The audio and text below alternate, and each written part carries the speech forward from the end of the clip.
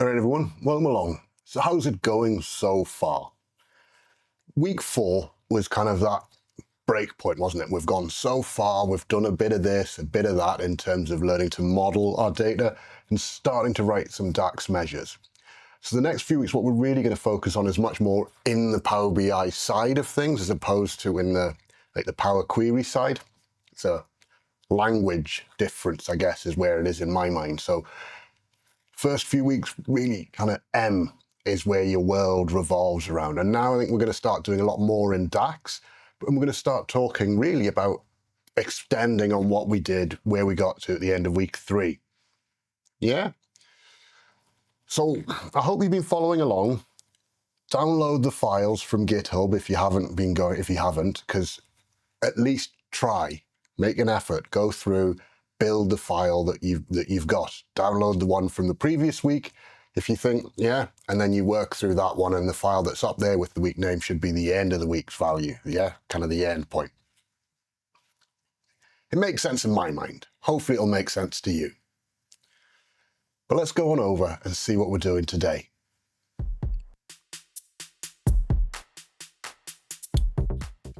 First though, let's do the boring bit. Geordie Intelligence is of course a YouTube channel.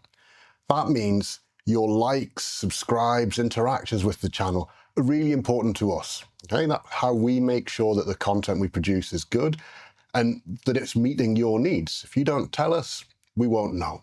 If it's not right, tell us. If it is right, tell us. Got no excuse. So why don't you write a comment right now and tell us what you think. Champion.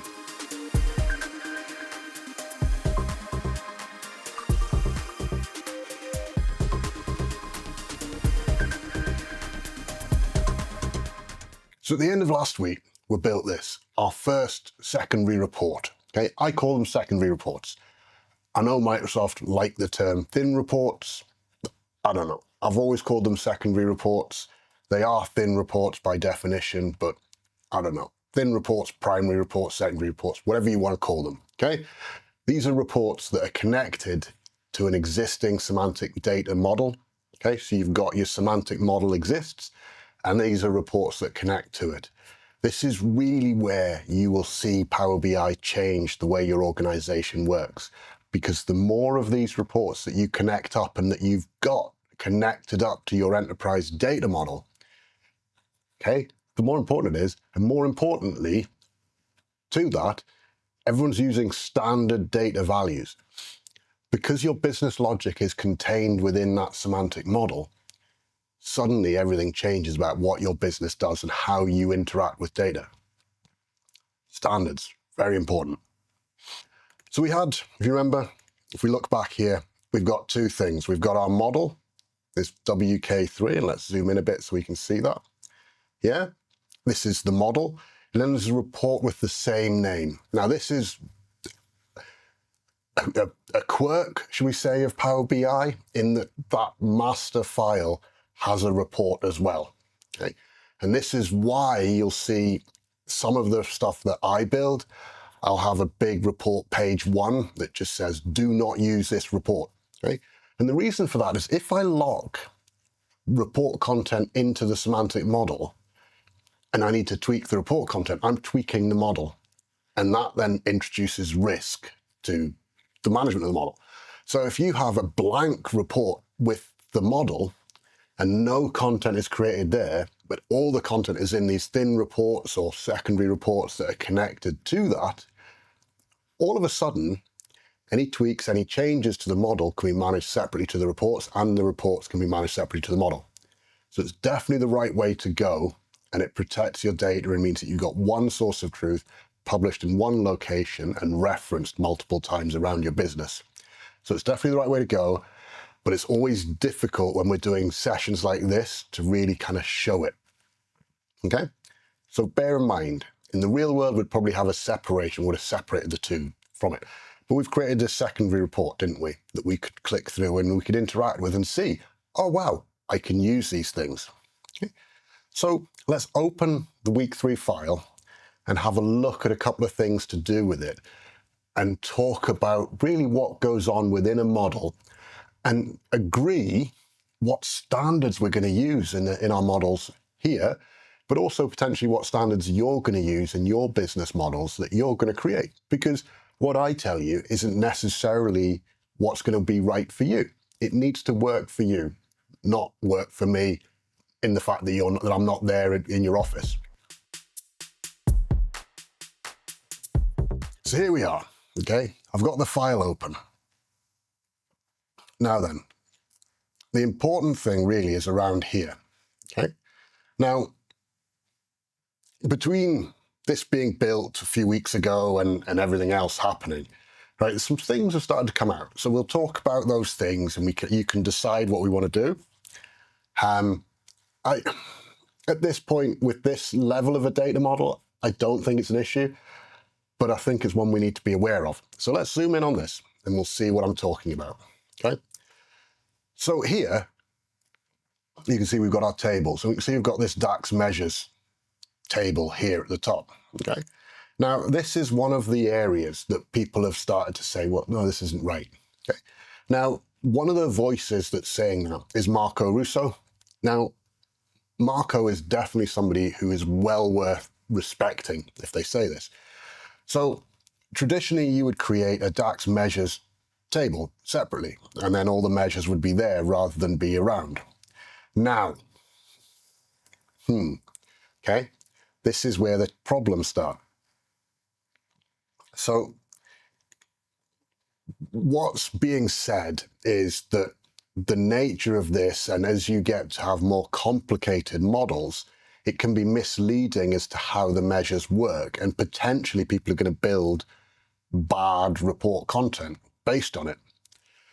It's one of those, it's a potential problem. So I think I can understand that. It's one to be aware of. It's one to think, well, as we've got really complex stuff, we need to think about what we're doing. The other thing that's also been mentioned is that AI doesn't really work in terms of being able to understand the model with this, okay? And that's an argument that for me kind of falls on deaf ears. I'm sorry, I'm not buying it, I'm not interested, and I'll say for why now.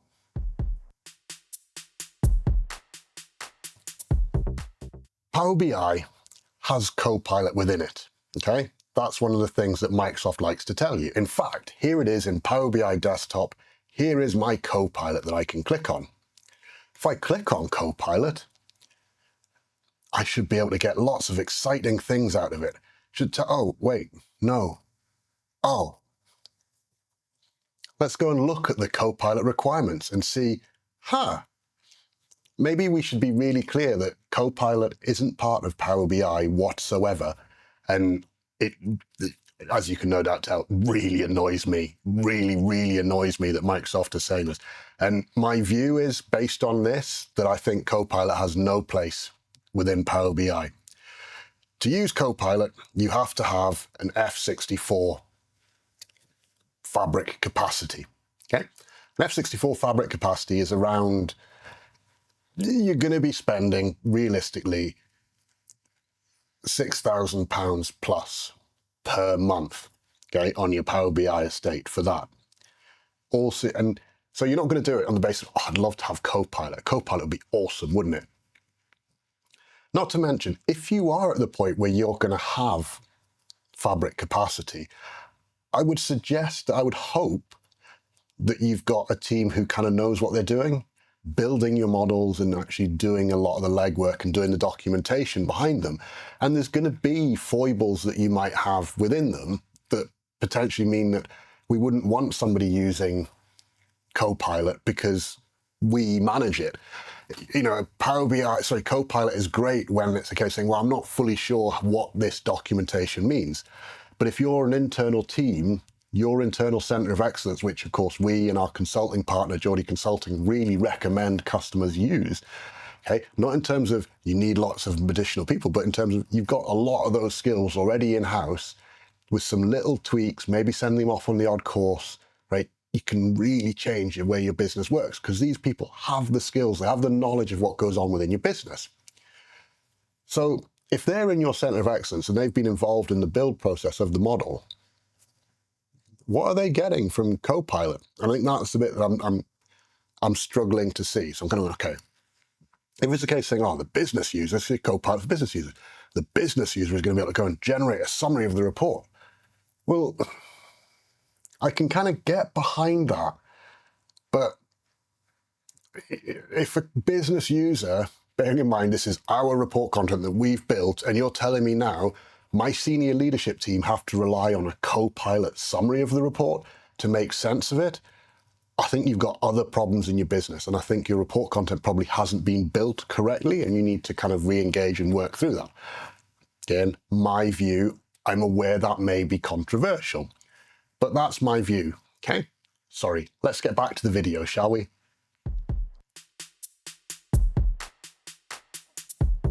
We'll get back to model view now, okay? Now that we've said our piece, okay? So back over here, we can see what they are saying, right? And this is, I'll be honest with you, as far as this measures tables being done is gone, I get it. This works if you've got your fact tables correct, okay? So do you remember what we said about fact tables? Okay, fact tables should be foreign keys and numeric data. That's all that should be in it. By doing that, what it means is there's no need to ever show content from there. So if all my measures relating to orders are in a folder within there, okay, and we can do that. So we can say, right, we've got this quantity sold. If we do this, pick those two, let's move the home table to be orders, okay, and they're going to be in the display folder quantity sold. Do the same likewise for sales amount. Okay, so you can pick those, change the home table to orders.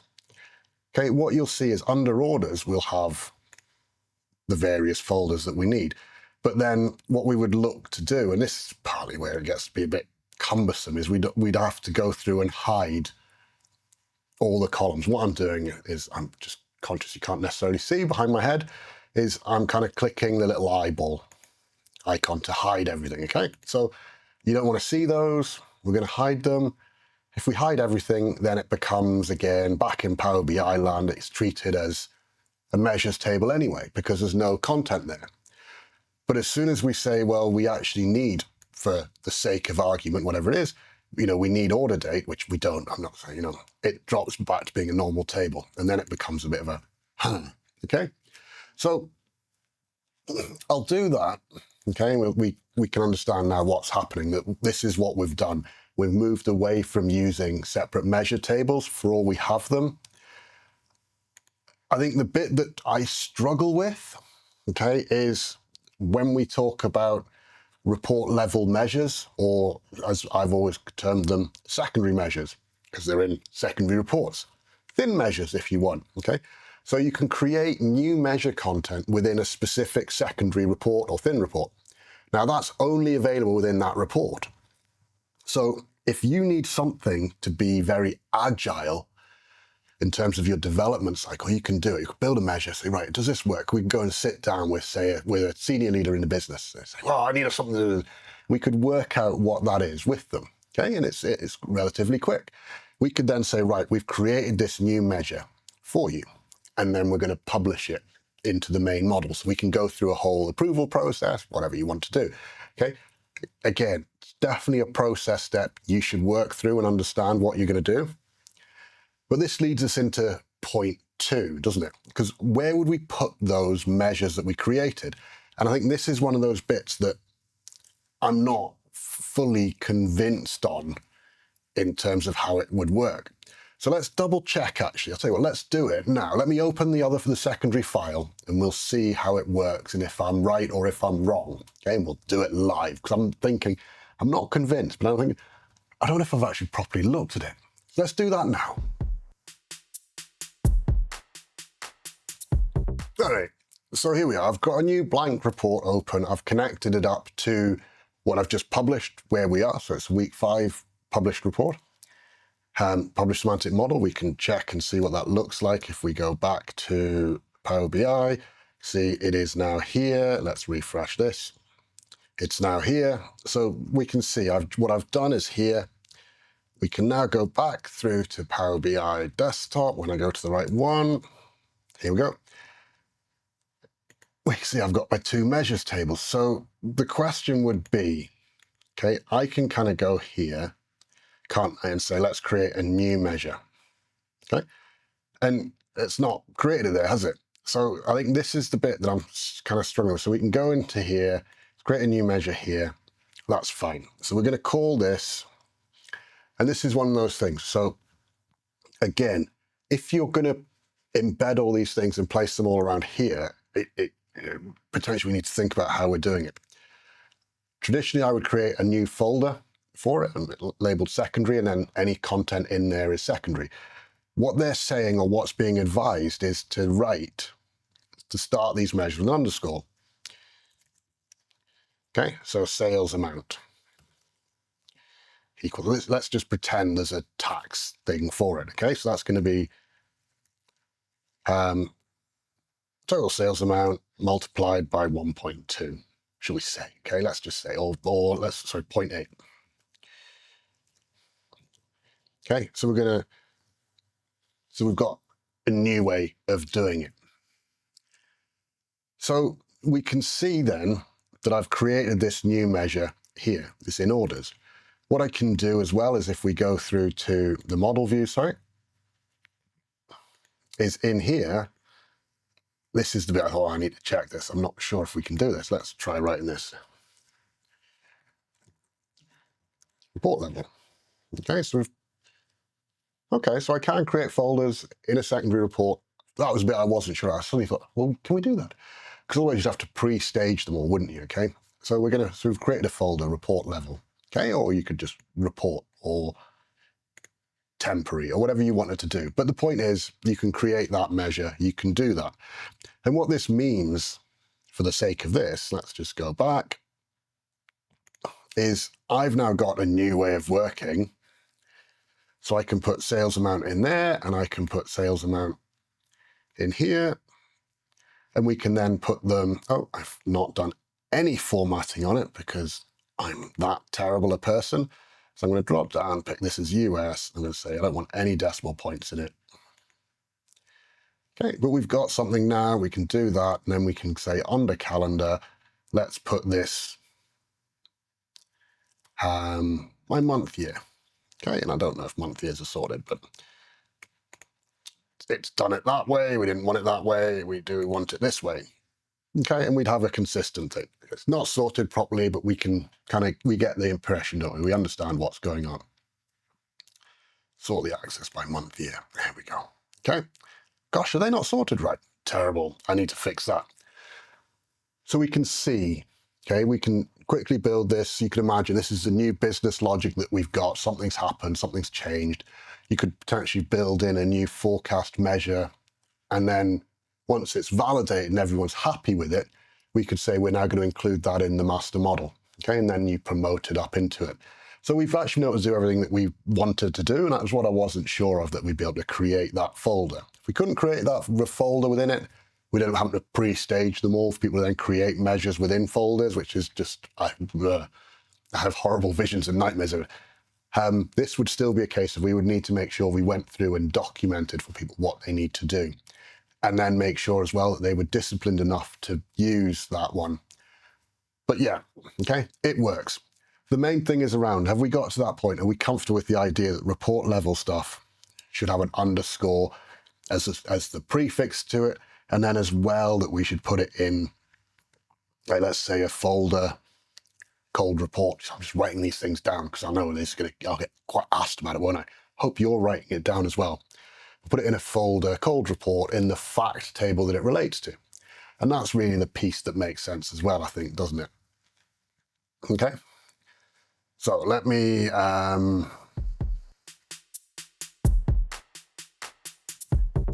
go to the other one, to our main report that we're looking at today. Okay, we've got that. One of the things that you'll note as well while we're talking about names and naming conventions, because I think this is important. Okay, we kind of touched on this secondary area, or these report level measures. what you'll notice is that we haven't, and I think that's something really important that we kind of are clear about, is we have not, zoom in on here, we haven't labeled these in any particular way. So some people might say, well, should you put fact or dimension or D or F or the like? This is a difficult one, okay? Now, the guidance for this has been going around for a long, long time, okay? Predating Copilot. But the idea of having natural language querying within Power BI has been going along for a long time. So this idea of being able to ask a question of the data. As part of that initiative, Microsoft has always advised that you do not prefix your dimensions and facts with F and D, okay? Or fact and dimension or anything like that. Or dim or fact, yeah. Whatever it is, they say, well, maybe you don't. In theory, you can come into the model view again and just change the synonym. So if you want to put dim, make sure you go in and put the one without it, so that if your natural language does work, if they change their minds with Copilot and make it available to all, you'll be able to leverage it. The model or the engine will understand what that means. So there's definitely pieces around it. But then it's about understanding who's going to be creating report content. Anyone who's creating content needs to understand what we're talking about when we say a field, don't they? So we need to make sure we've got that clarity. So for this, we've not used fact, dimension, dim, fact, anything like that, okay? Everything's just got a name of the table for what it is, okay? This is how it is. It's up to you. I've just realized I've probably put it on orders. I should have put it into sales, shouldn't I? But anyway, we get the picture. You know exactly what it is. I'll fix all that before we publish it up and into GitHub for you guys to download. But the point is clear. I thought we can do it now, can't we? We can.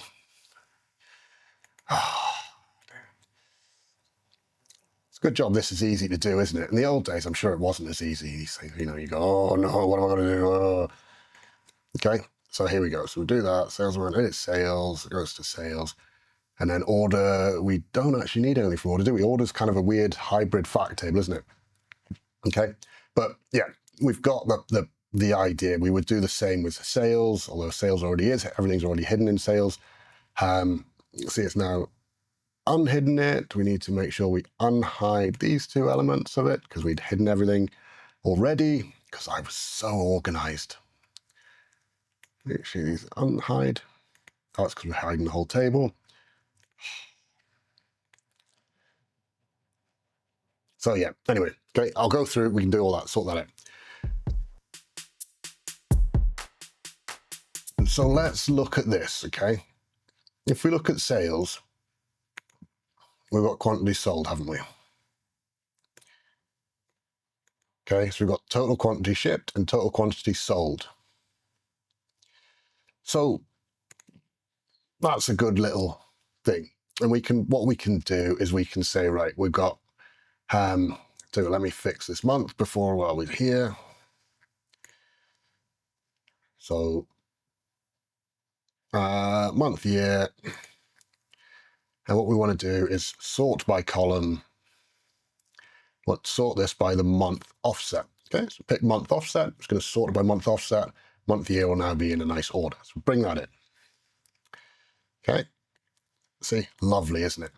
And then what we can do is we can bring in total quantity shipped and total quantity sold. Okay, and if we put those two as lines together, okay, we can see there's a variance there, isn't there? So not every order that's ordered, every item that's ordered in a particular month is shipped in a particular month. Okay, there should be a crossover. We can expect in terms of November, potentially around Thanksgiving, where we see we've got the greatest variance, okay? November, December. Oh, it's terrible, Ross. You're assuming it's Thanksgiving. I kind of work out data sets. US data set, November, something crossing over into December. More than likely, it's going to be Thanksgiving, okay? So we get a subtle difference. So what we could say is, well, actually, what we want to understand is what's the percentage variation, or what percentage of our orders are shipped in the same month, okay? Again, this is a demo rather than necessarily something that's a huge business benefit for doing in the real world. So how would I necessarily go about doing that? So I could come here, I could say, right, I'm going to create a new measure. Okay. And then because we're going to do a divide, okay, the sensible thing is to use the divide function. But what I do, and again, you can go, oh, Ross, you're a complete buffoon. Why would you do it this way? Okay, so let's go with our lovely thing, underscore.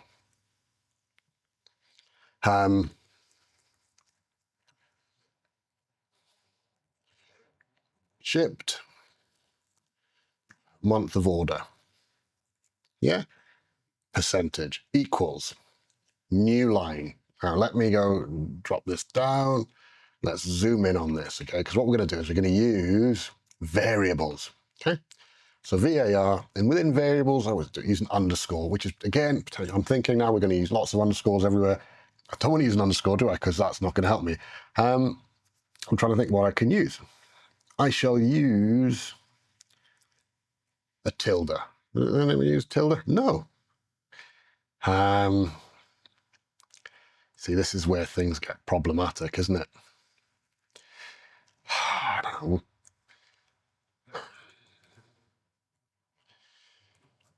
So you get away with an underscore, so I might double underscore, just so that we've got this. Well, it's a nominator, underscore. Nominator equals total quantity shipped.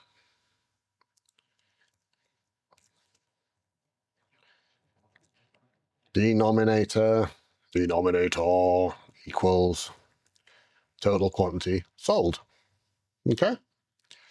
Shipped and sold. And then we can say result. Okay, which again, this is one of those things that's recommended, because what you can do is we can explore and experiment within our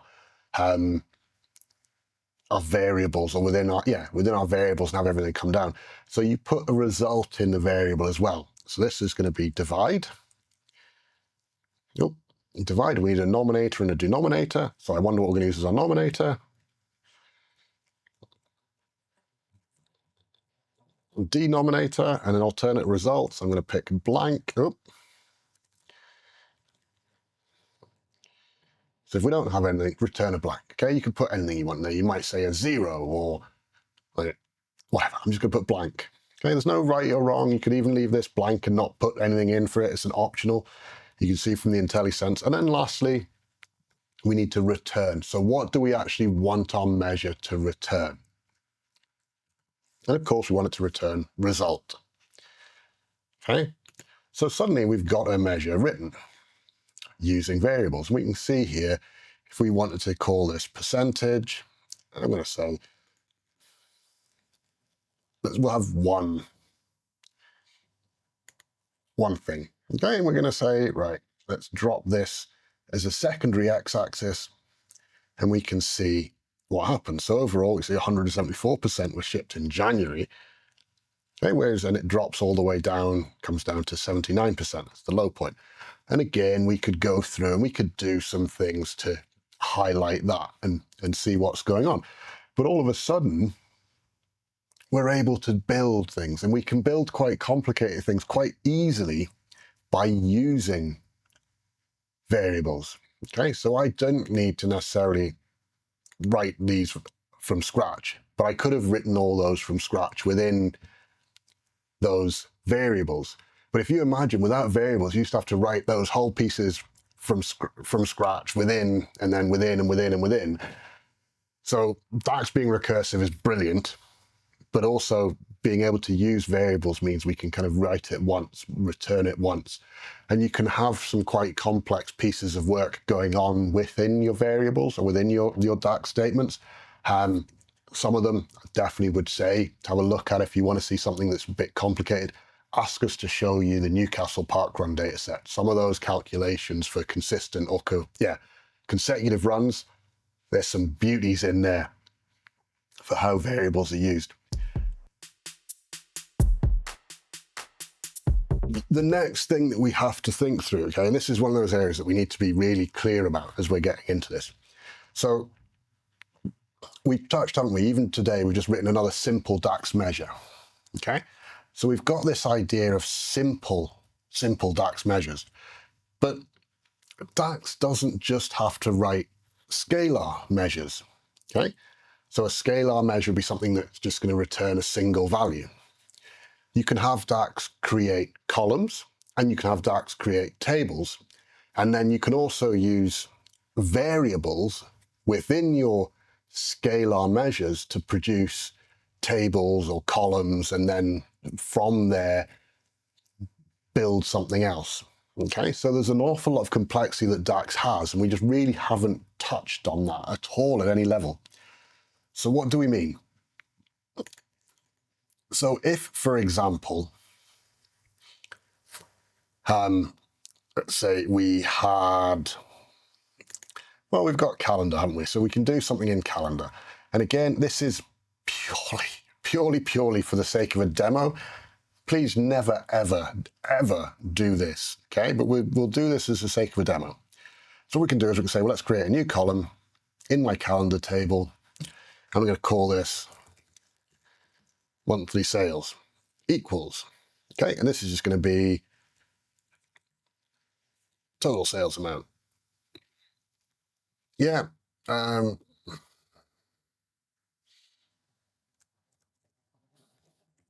is it sales amount? Yeah, total sales amount. Yeah, we go. All right. Okay. You can come back and we can see it's got a different icon here. And now if we go and have a look at the data, what you can suddenly see is if we go to, wait, let's stop looking at blanks. Don't show me the blanks. Is we actually see that we've now got a value for each month. Okay. Now this would be a total value. Okay. Absolute total value. So there's no benefit or analytical capability within it, because we're unlikely to say, well, show me the whole value of it. But we might have some reason where we need to create a calculated column.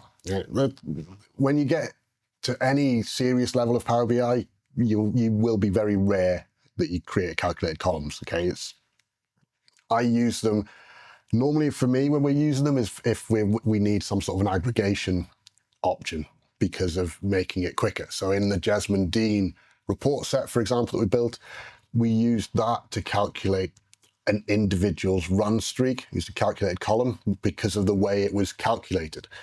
Okay, and we'll cover that in a minute. Wait, we'll do it now actually. So the way that Power BI loads data into the model, okay, as we go through, we run through the Power Query ETL steps, okay, that builds a table.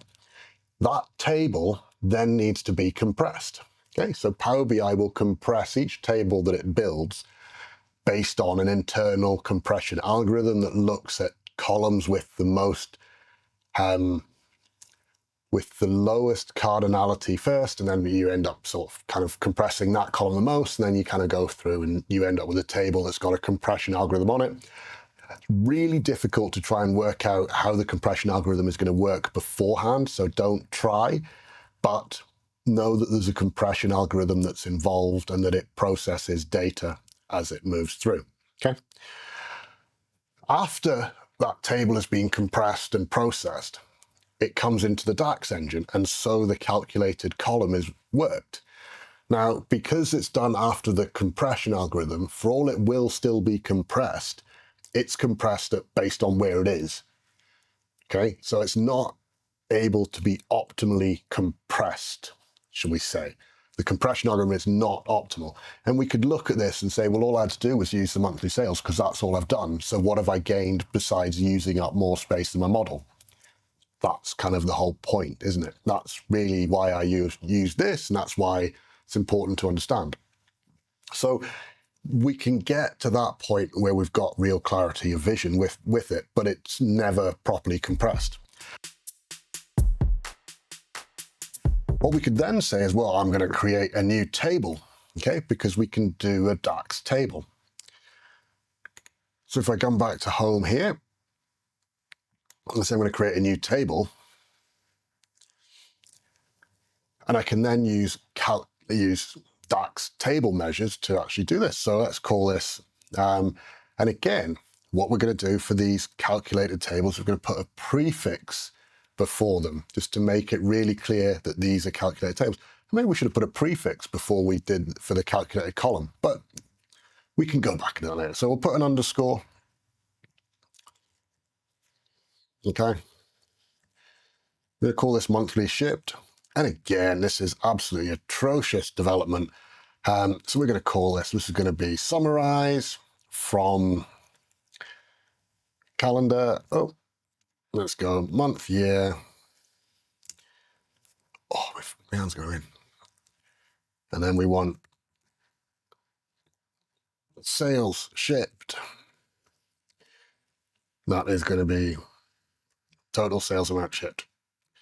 Okay, we hit enter, and it will now go away and produce a table based on that. Right? And we can say, oh, well, that's terrible. I don't want to, that's silly.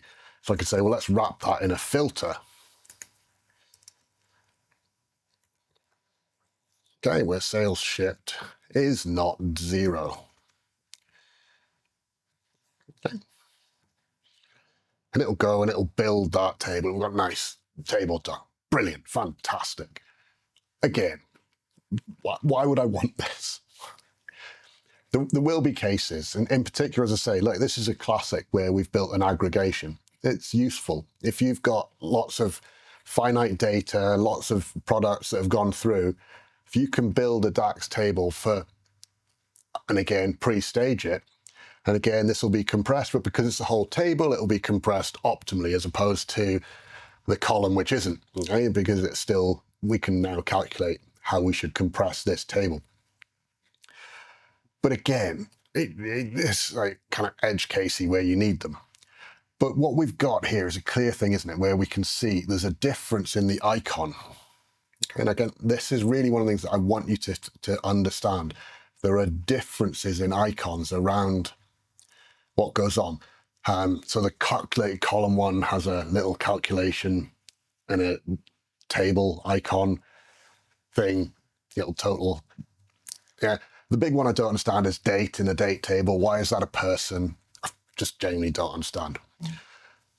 So we've got to this point, haven't we, where we can understand that there's going to be values that come through, and the way we structure our data needs to be considered, because what we want is to make sure that we can easily see, well, these are things we're going to need to use. Now, in reality, if you've calculated something in DAX, you do want to be using it. So I'll tell you what, let's go here. We've got our monthly sales. Let's put an underscore so at least it appears at the top of the table. Let's do that, underscore. Okay, so it's now at the top of my table. So again, that makes sense, doesn't it? Everything then appear at the top.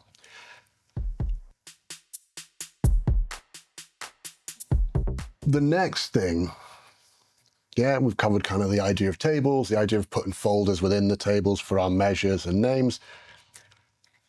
We can then publish our report content up. But before that, what I wanted to show you is kind of what I do typically for these. So I will, as I say, typically I'll just put, we're just going to call this overview, just the main page, or actually no, this needs do not use. Right, and then I put just a big text box.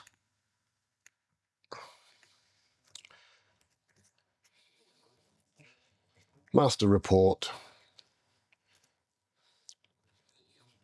Do not use for visualizations. Okay. Put it in the middle of the screen, make it big. Okay. Let's do that. Center it, kind of, you could make it whatever you want, kind of do that. And then when you publish it up, that's your main page. And then because you're going to be testing content within it, because of course you are, that's always how you'll do things when you have to go in and go, what happens with this? Okay. Go through and hide the other report pages from the report view. Okay. So then when I publish this up, we'll just do that now. So we're going to publish this to back to basics. Replace the report. So now, if for any reason I've got access to this report and go, oh, what's going on with it? Master report. Do not use for visualizations. Okay, right. So if I wanted to test something and I was saying, oh, I've had a request come through, I can hit edit, I can go in here, we've got this, okay? But again, it's around trying to understand what we don't want is visual content in here. We want to start to use secondary report content and have stuff separately. This is one of those kind of, that's what I do things for it. So we've covered folder names, we've covered that. All right, I think we've kind of pushed an awful lot at you. I think the pressure that you need now, and again, let us know in the comments down below what you think you should do in terms of naming measures, for report level measures, for secondary measures, for tables. Would you prefer to have them as like D or F? So what do you reckon then? Okay, there's a lot in here. Okay, but this video was much more about kind of getting your head around ideas in particular. Things like that it's not just about writing a total measure, like a sum, whatever, in DAX. There's more to DAX. You can write columns, you can create tables with DAX. But if you're going to create those artifacts within your model, we need to think about how they will be experienced, found, utilized within our landscape. So, if we start saying, well, we're going to put an underscore in there, does that work? Then, of course, this is where, for me, I'm going to be, well, this doesn't make sense, because we need to do something different for report level measures to make it really clear these are report level measures. And then, yeah, so I think in my mind, I've still got more that there's a lot of questions I've got. And this is why, for me, it's one that I do keep going back to and revisiting. And it is one to think about. I mean, it might be worth saying, do a double underscore for your calculated columns. Your measures, potentially, yeah, you don't need anything. You just want them to be as they are. But then again, is that right? Should they have something? For consistency, it makes it really difficult. So welcome to the world of Power BI. All the simple things aren't here, by the way. If you enjoyed that and you think, do you know what? There's a lot of interesting things that's been said. We're looking at doing more with our environment. We need some help though. Can we have a sensible adult conversation? Yeah, you can, be what I would say. Get in touch with Geordie Consulting. Use the link down below to raise a request for a meeting. Or of course, you can go to our website, log a request for a meeting that way, or a contact form there. Or you can email consulting@geordieconsulting.co.uk. We'll get in touch. And together, we can make your business extra Geordie.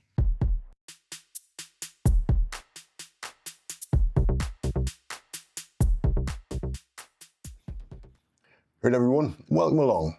My name's Ross Waterston. I'm the creator and founder of Geordie Consulting and Geordie Intelligence, this YouTube channel that you're watching now.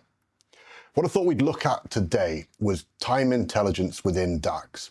So we've done some work already, haven't we, in actually understanding a bit more about DAX and how it wraps around the whole concept of a data model within Power BI. But what does it mean when we start talking about Power BI and time intelligence? And in fact, what is time intelligence? Let's just get right down to it. Let's start simple. Geordie Intelligence is a YouTube channel.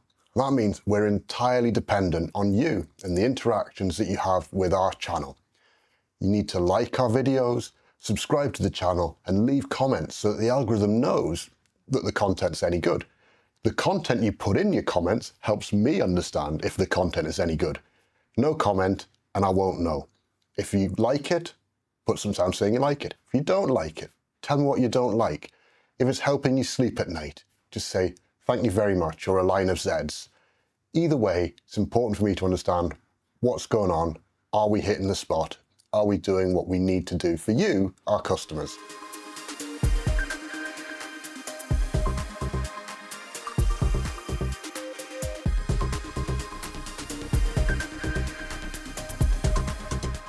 So here we are, okay?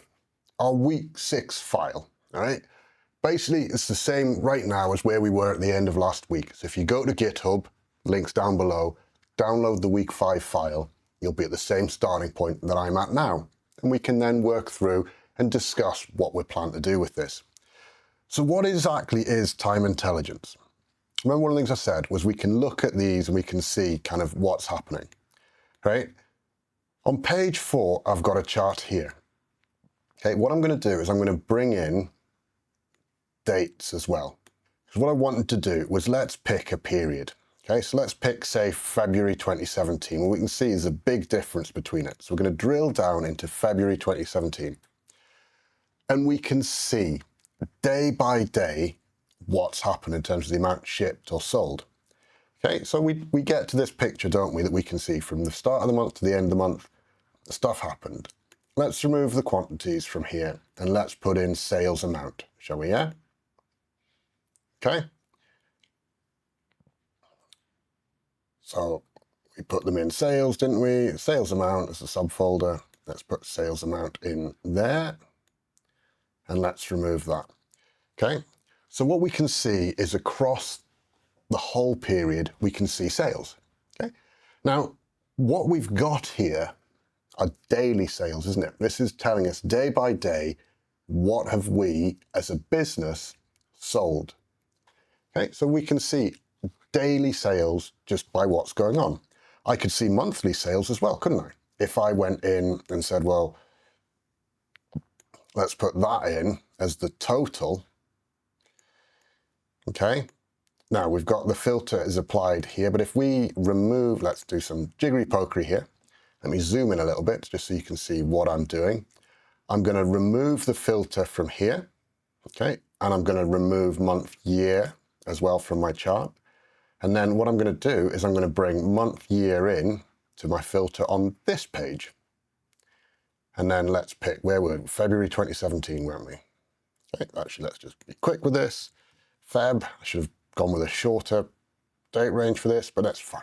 Feb 2017. Okay, and we get everything comes back together, all right?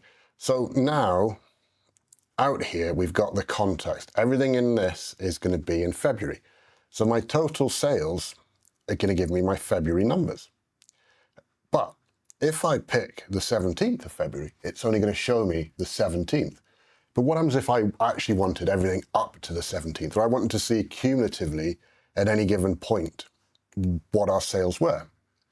So what would I have to do? And that's really where time intelligence comes in, because looking at a daily sales figure doesn't particularly help you understand in terms of what's going on with your business. What your business is more interested in is actually the slope and a month-to-date calculation. Is that slope tracking as we would expect it? Okay. There's lots of other things that go into it, because you'll have like weekends, you'll have busy periods like that, but fundamentally you've got a start point and an end point, and you want to go from, we know we've got 0 coming in to we've got X amount. So you can kind of get this, there's a straight line between those two. So are we on track? Are we behind? Is relevant only when we actually have context around that flow or progression across that line, if that makes sense. Hope it did. Sounded a lot better in my head, I have to say. So how do we calculate that? There's a couple of ways of doing it, but let's start with the simplest way. Okay, so I'm going to right click, I'm going to say new measure, and I'm going to remember these. Oh, it's going to create it in here. Wow, didn't think it would do that. Okay. So month to date sales.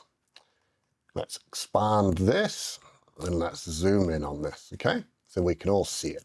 Tell you what, let's zoom in like that as well. Okay, month to date sales equals. Okay. So we're going to do this the long-handed way first, because I think that's easier. So we're going to calculate. That's going to be total sales amount, but I used that silly little symbol, didn't I? Yeah, total sales amount. Okay. And now this is the bit, we need to filter it. So how do we filter it? I'm going to create a new line. Oh, and I wish probably I didn't do this at times. This is going to be, this is not going to work doing it on a second line. You're not going to see it.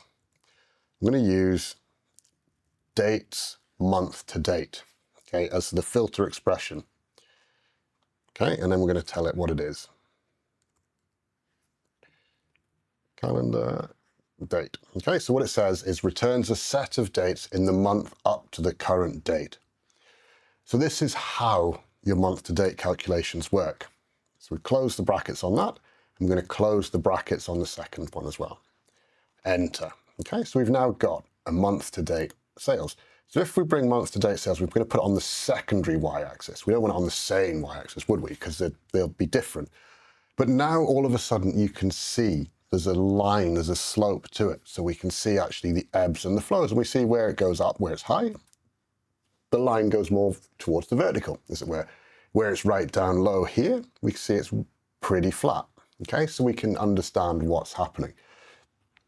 But we can see the flow and the transition that takes us from the 2nd of February, in this case of all places, as opposed to the 1st, all the way through to the 20th of February, where we actually have our last sale of the month.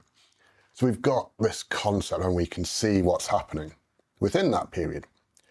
What happens as well, though, if we remove this filter, okay, and let's remove the daily one as well, so we don't have all that, is we get to the point here, don't we? Bear in mind, this is going day by day. We go spike to spike to spike to spike. Now, the nice thing with months to date is that if we were to put this on a month-year axis, okay, and we zoomed up to that, we don't really see any variance. But then if we say, well, I'm really interested in seeing we've got this high point here in November 2017, let's drill down into that and see, day by day, what's happened. Okay, and again, we could say, well, we want to bring in, on the main axis, our main sales figures. So we can start to see, okay, we're starting to actually gauge. This is a very different way of working, isn't it? That we're now able to understand the difference between what's happening on a daily basis and what's happening on a monthly basis, okay, or rather a progression. So our analysis moves, doesn't it, from looking at the simple, what happened today or in one particular day, to actually being able to frame it in the context of a month, okay? Now, let's go back to here. Okay, and we can remove this, or we can undo these. And we've also, you can see, we've got these other time intelligence options that are available to us, kind of dates between, dates and period, dates month to date.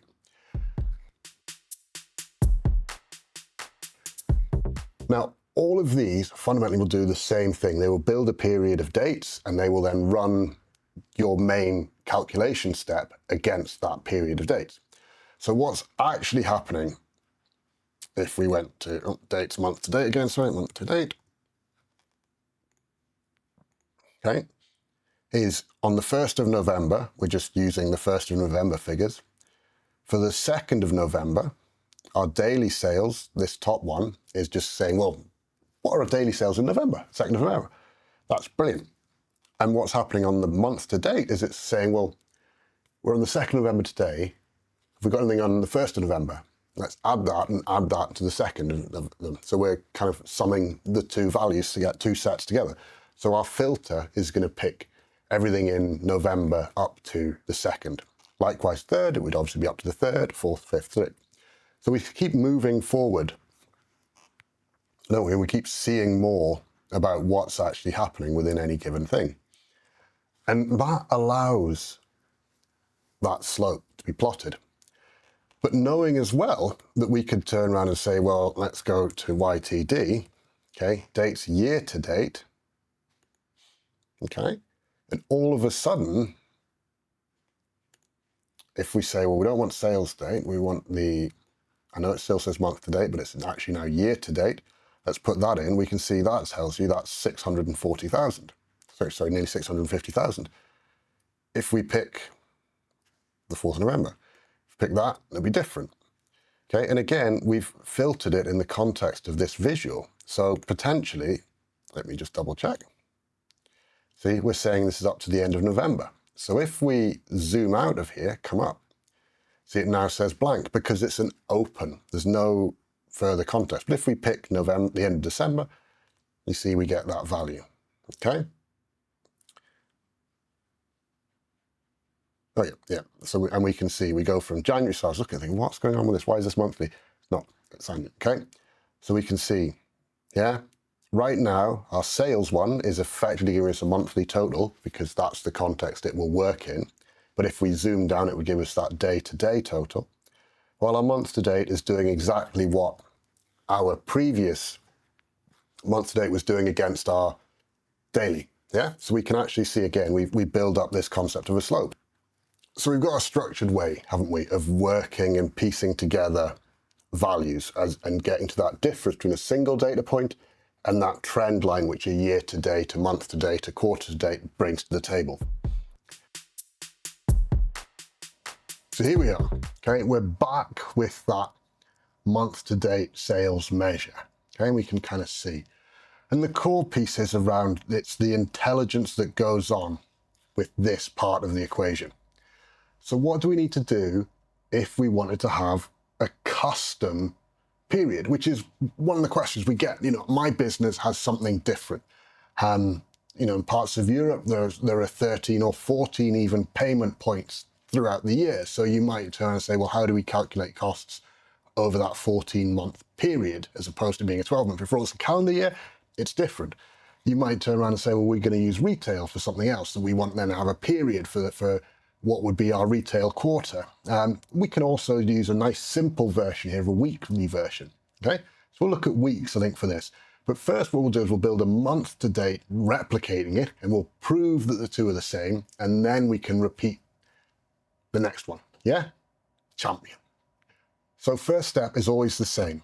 Okay, it's not going to be, let's go back, go to our calendar.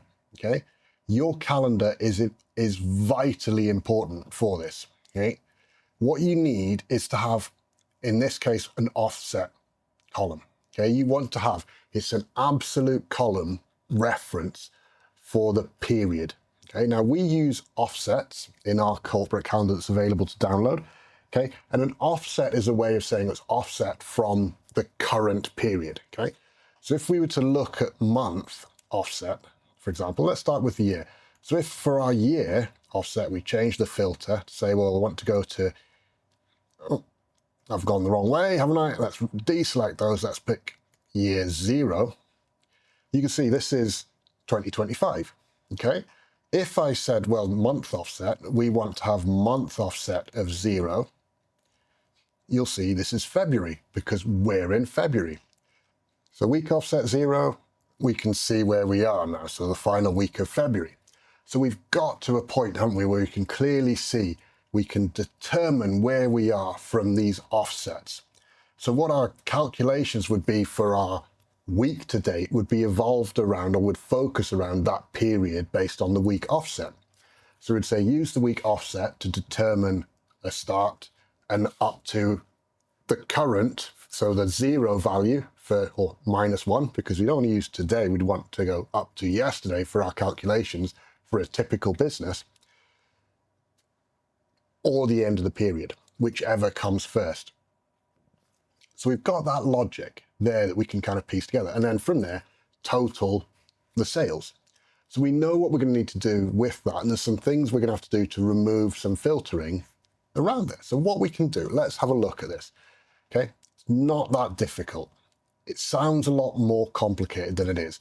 So let's go over and see how this measure would look. Okay, so firstly, let's go back, let's go here. Okay, let's put in our year. Okay, and I'm going to put in year here, and let's pick 2017. Okay, just as a hard value, or 2016. Basic filtering, let's pick 20, I think it's 2017, isn't it? And then let's put on sales month to date. Okay, we've got values, which is the most important thing. So we know we have values, date values in here. So what we can now do is we can say, well, let's drop date onto that table. Okay, and we can see this is going to give us our monthly values.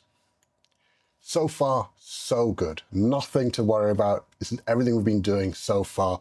Well done, Ross. You've managed to replicate what you've already done. Where's this intelligent bit going to come? So where this will come is, let's go back to our sales amount calculations. Let's create a new measure. Okay, and this will come up. and this will be MTD2 equals, okay, I'm just going to call it MTD2 for now because let's zoom out on there. I hit the wrong thing. Tell you what, let's go view. This needs to be page view, fit to width. Right, there we go. There we go. I want to drop that down. Right, okay. So we're going to need to use variables for this. So VAR first. Okay, and this is going to be month offset equals selected value. So return the current value or the value based on the context of it, of the calendar month offset.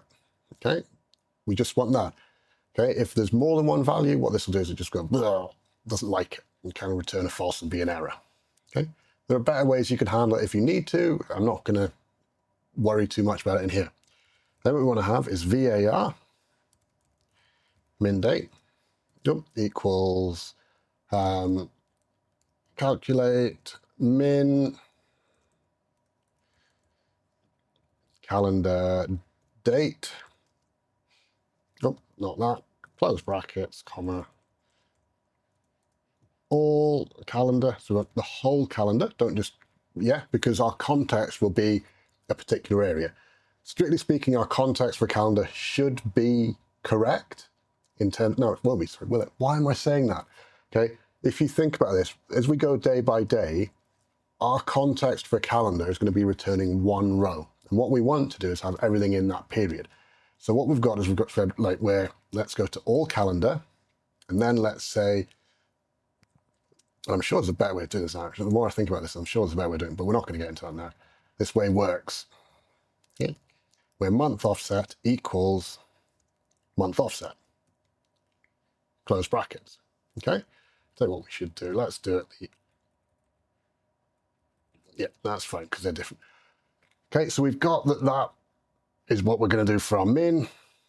Okay, now our max is going to be a little bit different. Okay, so we go VAR underscore max date.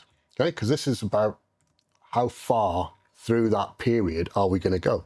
Okay, so we don't know where we are. I think that's the bit that is difficult to work out.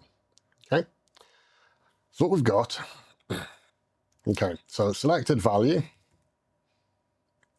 calendar date. See, this is why I was saying this doesn't look right. Okay, otherwise calculate.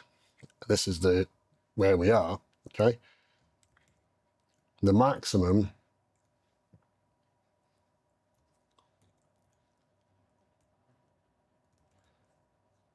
calendar. The maximum calendar date from all calendar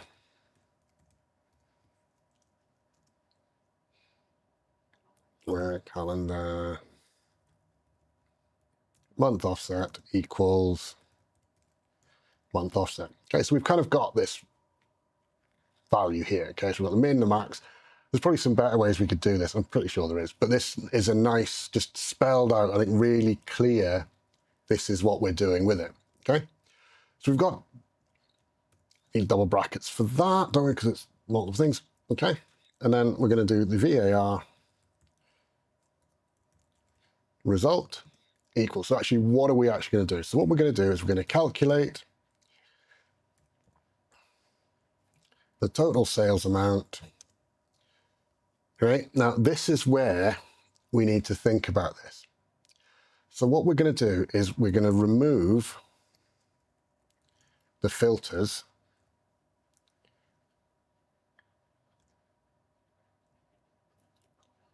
on calendar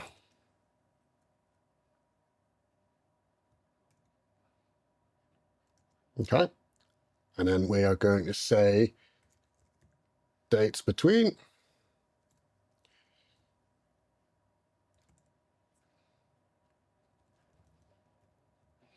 calendar date, min date, max date.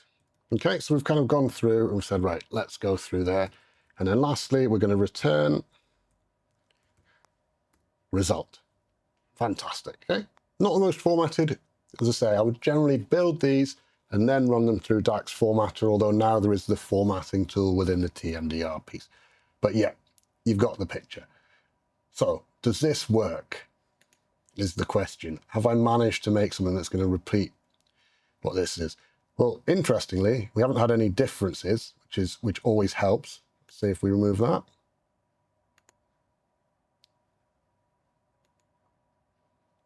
So we do have two lines.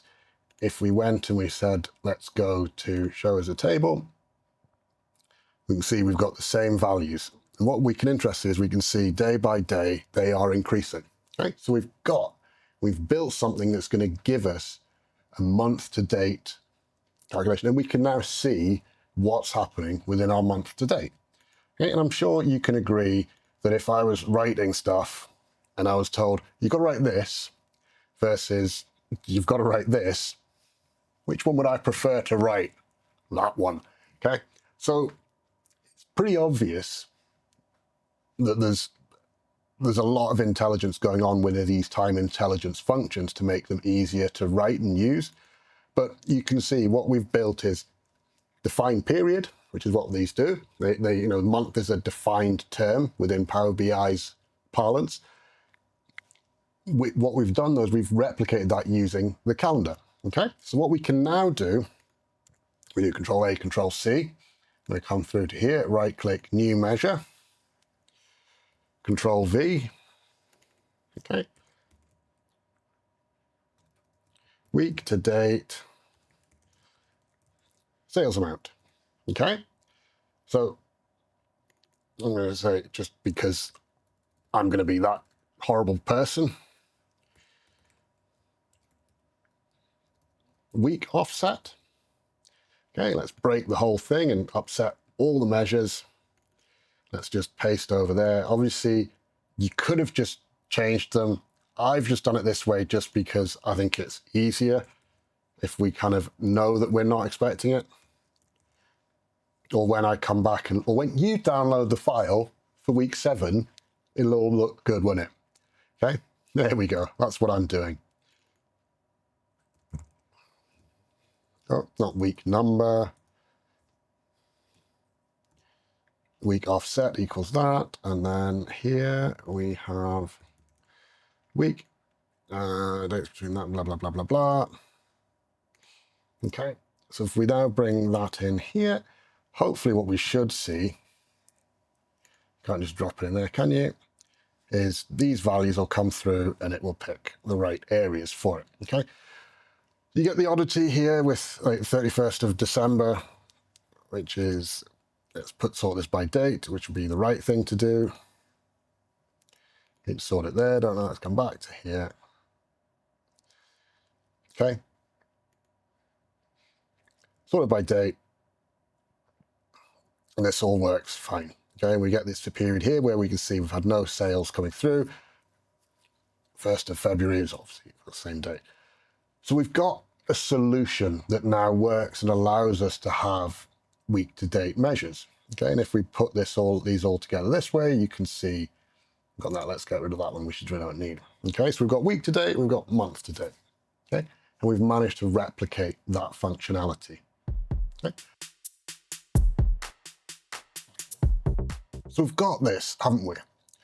The next step is to say, well, what about last year? How do we evaluate what's happened since last year? So how can we compare a particular year against the prior year, which is important, or the prior period even? That's always going to be something that you need to do. So there are ways and there are means. So let's start with the monthly, okay, before, and then we can go into this weekly one where we've got to be a little bit cleverer about some other things which go on. And we'll kind of think about that a lot as we go through it, especially for the weekly, because weekly is always weird. But again, it comes down to defining what it is you want to then say, well, we want the one before or we want something different. So let's see. Okay, so let's go to the same period last year. So let's do that first. So we've got our Power BI report here. And what I've done here, I've built two identical pages. Okay, but what they are is they have, if we zoom in, okay, they've got a filter here, a page filter. One is showing 2014 and the other one is showing 2015. Now, this is something, if you were laying out secondary reports, we could put these as different report pages. One locked to the current year, one locked to the prior year, for example. Rather than hard coding it, we would use our offset values. So one would be locked to offset 0, one would be -1. So we could then see how are we progressing through our current month. And then after the month end, we can see that month as a fully realized report. So there's no big surprises as we're progressing through the month. We can understand how we're going. And this is one of those areas where really the value of second reports shines through, but you just don't see it. So anyway, we've got this, right? Now, what we'll do is we'll use our main month-to-date measure that we've got for this, okay? So we've got our main month-to-date measure, right? And we'll zoom back in on this, okay? Dead easy, simple enough to do. So what we can say is, well, what we want is to say create a new measure, and this is going to be month-to-date sales amount last year, and that's going to equal calculate. What we're going to do is we're going to use that month-to-date sales measure that we've already written, and we're going to say the same period last year, calendar date.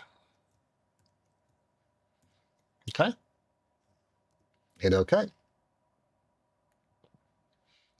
Okay, and we can drag that out onto the box, and we can see how things have changed. And then because we've got a calendar difference like that, what we can then do is we could choose to write a measure to calculate the difference, okay? We could use, again, this is a great example of where you can use visual calcs, you know, a quick custom visual calc. Diff equals MTD previous year minus MTD. Okay, just as a straight up, what's the difference? Okay, and we can see this is working out at a daily level what that difference is. Although, because it's working out daily, but it's going across the whole period of the month, so we can actually work out where we've gone and how the month has progressed. It might not be the best way to do. We might go, this isn't really something we'd necessarily want to use, but it will work. So if we go month-to-date sales, sales amount last year, let's make this a matrix, and then let's put year across the rows, okay? So we can see 2016, 96, yeah, 96.99, 96.99. It's not sorted by year, is that sorted by those? There we go. That's better. Okay, yeah, 83, 88, 99, yeah. Okay, so we can see this is working it out as we would expect it to do it. Okay, we can prove this definitely if we put, say, month, year.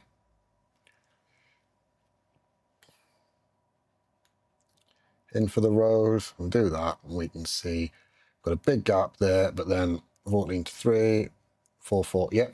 Okay, so we've got that proved. Just be silly, we're trying to work out what's going on with the other side. Don't, okay? This will work. This does the job very quickly and easily for us. We can see how we are progressing.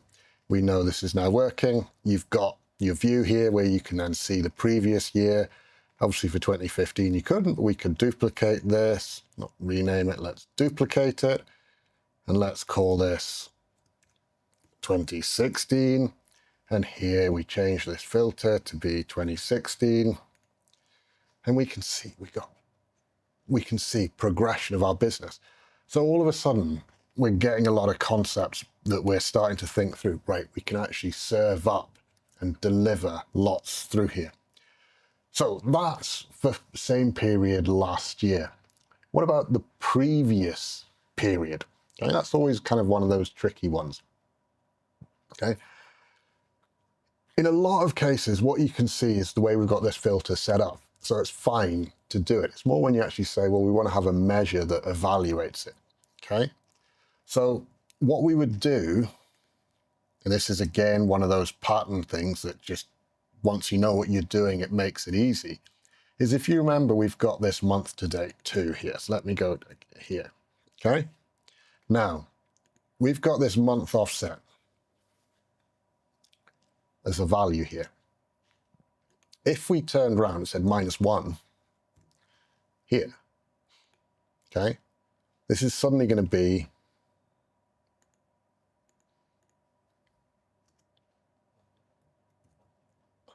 previous month. Month to date, sales amount, previous month. Okay, because we've just changed that to be a -1. So whatever the value comes back with that month offset, minus blah, blah, blah, we're then going to take one more away from it, which would be, well, the one before it. So all of a sudden, if we come back to here, for example, and if we bring our new previous month on, what we see is we get this big one where it doesn't like it, where these are the ones that are outside our band, and we can look into what's causing those 2 million. Okay, but what we can see here is this is now a month out, definitively, yeah? Okay. Be interested to look into what's causing that, actually. I can look into that at some point. But we've got this consistency. What it is, this is one of those areas. This is a prime example of where you get issues arising within Power BI, that filters aren't following through correctly. So the filter logic for 2 million, 2.2 million in sales or 2.3 million isn't right. Okay, there's something that's causing that to bottom out. It's one of those things. It's definitely worth going and having a look and unpicking what is causing it, because that's a considerable amount, if not the whole amount. So potentially something's doubling that up.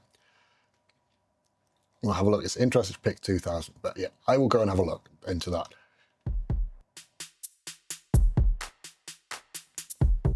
So what do you reckon then? Okay. Now, DAX is one of those topics, right? It is deep. We are never, ever, ever going to cover enough DAX to really be, for you to be the point where you say, I know all about DAX, right? I've been doing Power BI, I've gone through, found a few things, you know, nearly 10 years ago when I started doing our first demos of it. It's kind of like, that was me delivering into the business. It's kind of, there's a lot going on, and I'm still going, wow, you can do this. Even making this video, there's stuff going, well, have we done this the right way? Have we done this the wrong way? We've used, for example, the dates month to date, which is part of Recalculate. There is also a total month to date, which wraps that whole calculate and date function in one element. I chose to do it this way, largely because it's more consistent for, as I'm learning Power BI, it makes sense that we do it that way for you guys. But you may go and look at different sources and say, oh, we use total month to date as opposed to using dates month to date. Fundamentally, behind the scenes, they're doing the same, but some people prefer the other one to this one. It's kind of up to you. In terms of getting into previous year measures and comparing them, yeah, there's a lot of stuff you can do. One of the nice things, though, is these visual calcs that have come through. They are terrible and of no use whatsoever, really, when you're doing big enterprise level reporting, because they're down at that visual level. Okay, they're not much big use, but in terms of specific use cases for you, there's lots of them. Okay, and I mean, I've used them. They're great, but they aren't much good across the board. You can do a lot more once you start to do it, but it's equally, one of the things we talk about a lot with this is when you're sitting down with a senior leader and you build a measure that works for them, you build something that works for them. If you do it in a visual calc and it works, and they go, that's right, I'm really happy, you can then go away and actually work out, well, how can I replicate that in DAX so it just comes through? Okay, and I get it, there's definitely a lot of value to it, don't get me wrong. It's just one of those to be aware of when you are doing it from an enterprise perspective. Yeah, let me know down below what you think. So I hope you've enjoyed that. I hope that wasn't too much of a, oh my goodness, what's going on for you. To say, download the file with, you know, it's building up, it's growing. well worth having a look, going in and seeing what have we done, other things that you didn't pick up, and also testing it, sampling it for yourself and seeing just what you can do, and really also what you can extend on it. Don't forget, this is kind of just to get you started, kind of scratching at the surface with it, okay? As always, if you've enjoyed what you're seeing in your business and your colleagues would like some more work from us, or be it a case of saying, could you come in and just teach a couple of sessions? Could you speak to us, give us some advice? Just be that voice of a sensible adult, or that ear of a sensible adult, and listen to our plans. Happy to help. Okay, get in touch. consulting@geordieconsulting.co.uk. We've got a link to my booking page, so you can book a meeting with me, and we can go through and work out how best we can help you, or really how you can start that journey for yourselves if needs be.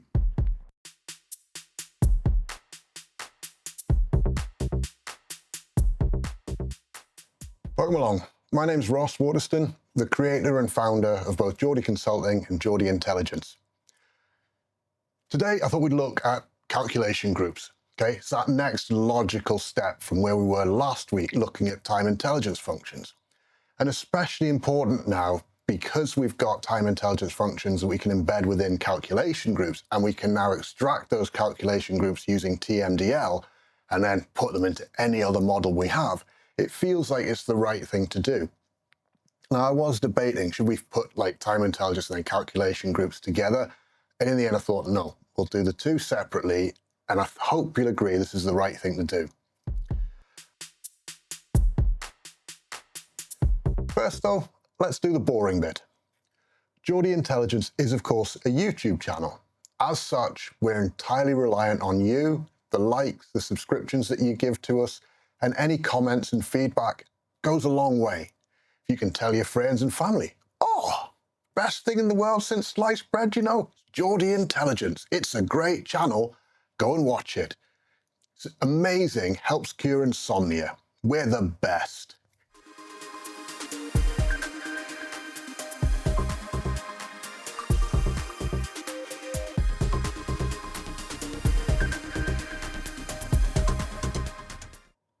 So I'm just opening up what was the week 6 file. I've already renamed it to week 7, but it's what was week 6. Okay, so if you go and you download that from our GitHub site, you can then follow along. So what are we going to do today? In week 6, we went through, didn't we? And we added into sales. If we look under the sales amount side and we zoom in, sorry, let's go between everything. And I get me big fat heat out of the way. You can see we've got all these time intelligence style measures that we've written. So we've got that written for sales, but then my manager wants it for quantity, or my manager wants it for something else. What's the way I can do it? And this is really where we make that transition through. So we can do something using what are called calculation groups to have something that says, this is time intelligence, put your measure at me, and I'll produce all the time intelligence stuff to go with it. So then you're doing something once and then being able to reuse it. Now, there are some gotchas and caveats around some of these calculation groups. Okay, some of these things you can find, you get some interesting results, especially if you're going to do analyze in Excel. But not to worry, it's still well worth knowing what's going on and understanding it. And what I would always say is before you actually deliver something into production for your business, make sure you test it, okay? It's much easier if you've tested it and then the boss comes and goes, oh, this didn't work. You go, well, yeah, we did say it's actually in the notes that we're having issues with this in the next release. But there's nothing worse. If you've released something and it's completely bust and you've got no answer. So what do we need to do for this? Firstly, you're going to need to have Tabular Editor installed, okay? All you need is Tabular Editor 2, right? I'm aware Tabular Editor 3 is out. I've seen there's a lot of updates coming out for Tabular Editor 3. It looks like it might be worth looking at to purchase, but I don't know. I struggle, and for this channel, we've always said we're not going to recommend paid additions to Power BI. I think it's death by 1,000 cuts for a business, and it just becomes really difficult to say this plugin or this component is worth it, this one isn't. So yeah, Tabular Editor 2 is what we're still going to use for this, and it'll do the job brilliantly anyway, so what's wrong with it? Oh, okay. So I've opened it up and it's opened up on the other screen. Let me bring it through onto the right screen here. Okay. We can see it's connected to my model. If we zoom in here, you can see it's got the model, we've got the data source information, perspectives, we won't have any because it's not a database, and we've got the tables in here. So the first thing that we need to do is, with tables selected, we can right-click, create a new calculation group. And it's going to create something that looks a bit like a table. So I'm going to call it Time Intelligence. When you've got that, you drop down and it's got a name, so that's what's it going to appear like within the context of the Power BI menu. And it'll make more sense. We'll have a look in a minute, won't we? Yeah. So I'm going to call this Time Intelligence. Time Intelligence. Okay. And now what we need to do is we then start to drop in what are called calculation items. So we've got an area here, create a new calculation item. Best practice is always to start with a current one. Let me move this around. I'm just looking at the way this is. We might be able to get away with writing it in here. Current, okay? Double click on this again. Let me just rename it. It's not gonna let me. Oh, I was hoping I might be able to get away with this. Right, so current. So what we're gonna do is this is one of those things. This is really important for you to see. Okay. Zoom works, that's always good. So this is gonna be selected measure. Okay, open brackets, close brackets. So selected measure is then whatever it is we put it in. So current, always, as I say, it's best practice to put it there. We'll zoom out again, we'll zoom in here. Because what we need to do is rename it here. Current. Okay, so we've got the current one. This is going to be, what are we looking at? So you can kind of get, this is the current one. Then what we can say is, well, let's put in, create a new calculation. Create a new calculation item. This will be MTD. Yeah, part time it used to work. Should we do it a different way? Because we did the calculate, didn't we, last week? So let's do the total month to date, open brackets, selected measure, yeah, close brackets, and then filter this, so comma, to actually apply a filter to measure, or rather not filter, yeah, so this is now what's the date column, sorry. That's going to be calendar date, close brackets, okay? And we can click the DAX formatter button above and it will format my measures nice and well for me. Fortunately, I didn't do too bad a job. That was almost DAX. So we've got that, we'll go with a new one. QTD, quarter to date, yeah. Can we guess what this one's going to be? The total, and notice I'm not putting an equals or giving it a name. The name comes from the calculation item and the equals is an implied equals behind the scenes, okay? That just doesn't display here. Total QTD, open brackets, selected measure, close brackets, and then there's going to be calendar date, close brackets.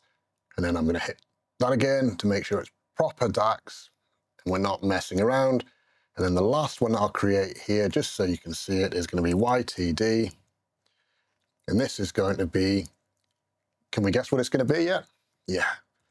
Total YTD, open brackets, selected measure, open close, calendar, date. Okay? So we've got 4 items now in our calculation group. So what we'd be able to do is just put something into it and use it like a normal measure. So let me go, it's lost the name. Let's do the name again. YTD. Okay, so we've got the measures there. So the next thing we need to do, once we've got everything in, let me zoom in again so you can see. Okay. So we've got here, you can see these are all question marks now. So these are pending upload to the model. Okay, so they're pending. So we save. So we're saving back the changes to the connected tables, which is just our Power BI file. Save it, you see they disappear, they just become little calculators or calculator icons. Let me zoom out of here, let's close this and zoom in. Now, one of the things you'll see on the top is you now have a banner. one or more calculation items needs to be manually refreshed. Okay. So what we're going to do is scroll right across, and we're going to click refresh now, and that'll then refresh this. So we now have, the model now has the calculation items within it. You don't need to go and get the data. It's not doing that. It's like a schema update. So it's behind the scenes. There's little updates being made. We just need to refresh what's in the RAM effectively so that we can then utilize that. So what we've got here is we've got the measures in, isn't it? So what if we do, let's zoom out of here where we've got these, and we're just going to remove these values from here. And this time what I'm going to do is I'm going to bring in total sales amount. Oh, okay, total sales amount. So we can see we've got the total sales amount. That's all we've got. And we can see here, we've now got this time intelligence. And if we open it, we see we have one thing, time intelligence, which is really, that was that second piece I was naming. And this is always one of those challenges. What do you do with these names? So I know we're looking at adding underscores to everything. Genuinely, as you look at a real world Power BI side and things like that and complex model, and remember that you're going to be working with something where potentially there's going to be gaps of months before you come back. As long as you understand it makes a difference, but I think now with all the icons that they've got differently within Power BI, a lot of that's taken care of.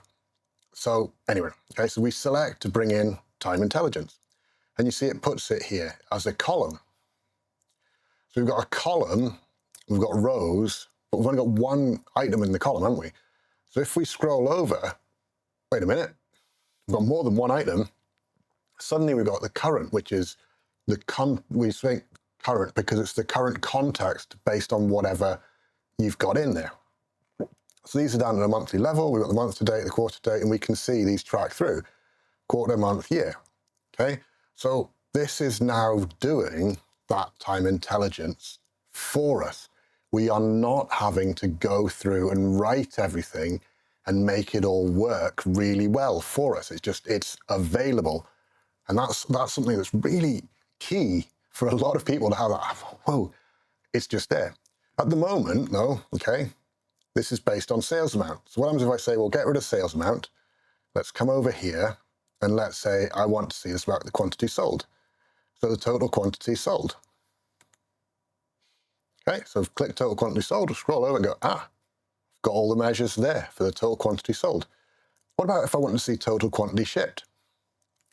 So I can go here, and go, oh, they come together suddenly. So we can actually have it building up and showing multiples together. So we could bring in, go all the way back over here and bring through the value for it. Okay, so suddenly we've got these three together. We could be based on our context and come over to the filters pane here and under time intelligence say, well, actually, we're only interested in the year-to-date value for those. So we can then have, here's the year-to-date value for it. So I'm not having to do lots of different things to get this to work. So where a classic example where you might want this would be like we've got with the year-to-date. If, for example, you said, well, let's build some charts. Okay, so like we've got here, where we've got it in small multiples, there's lots of things. Depending on what it is you're doing would always dictate kind of how you're going to handle these things. But yeah, that's because we've got year, just one, isn't it? Okay, so we can start to really gauge and assess what's happening. And the options become much clearer because all the context is coming from outside of our usual space. It's just, it's in there to be utilized. That's what we do. But then we still had to pick, didn't we, which one of these we wanted. So is there an option that will stop us having to do that? And the answer is, of course there is. Otherwise I wouldn't have mentioned it. So what we can do here now is if we go to modeling, see we have new parameters. Let's zoom in here, okay? And under new parameters, we have fields, okay? Now, field parameters are still relatively new, and they allow you to do two things, okay? So the one we're going to do now is based on picking measures, but you can use it to pick different axes as well for something. So I'd definitely recommend experimenting with it, okay? But for this one, we will just do measures, okay? So what we're going to do is call this values to show, okay? I'm going to give it a simple name. Let's put an underscore in front of it, and let's put underscores in the middle just because, okay? And then what we're going to say is where we've got sales, under sales amount, we're going to pick sales amount. And then under quantity sold, we're going to pick quantity sold and quantity shipped. And we're going to tick to add the slicer to the page, but we don't need to. We could have turned that off, and then we would have to just go in and drop one in ourselves. But if we click on here, what I want you to see is actually what happens with this. So let's zoom out. Okay, you see we've now got this slicer here. Let's get rid of that for now. Okay, where we can pick the values to show. Okay, and on the left here, we've now got this new measure table. Okay, so this is a DAX table. And if we zoom in, you can see the actual syntax of it. Okay, values to show equals, got the weird curly brackets, which is then, that's like a list. And then within the list, we've got each row being defined here in brackets. So we've got sales amount, name of sales, sales amount, and that's 0 for the order that's going to go in. You can change those around. Be careful with these, okay? These are one of those things. You cannot create these from scratch. They have to be created this way. However, once they're created, you can edit them, right?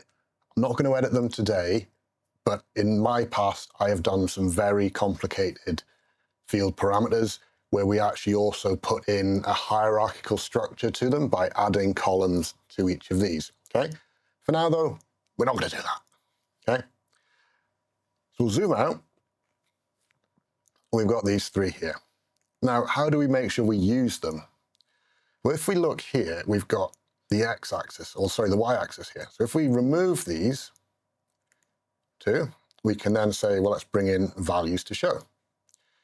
Oh, and it's broken it. There we go. Let's try that.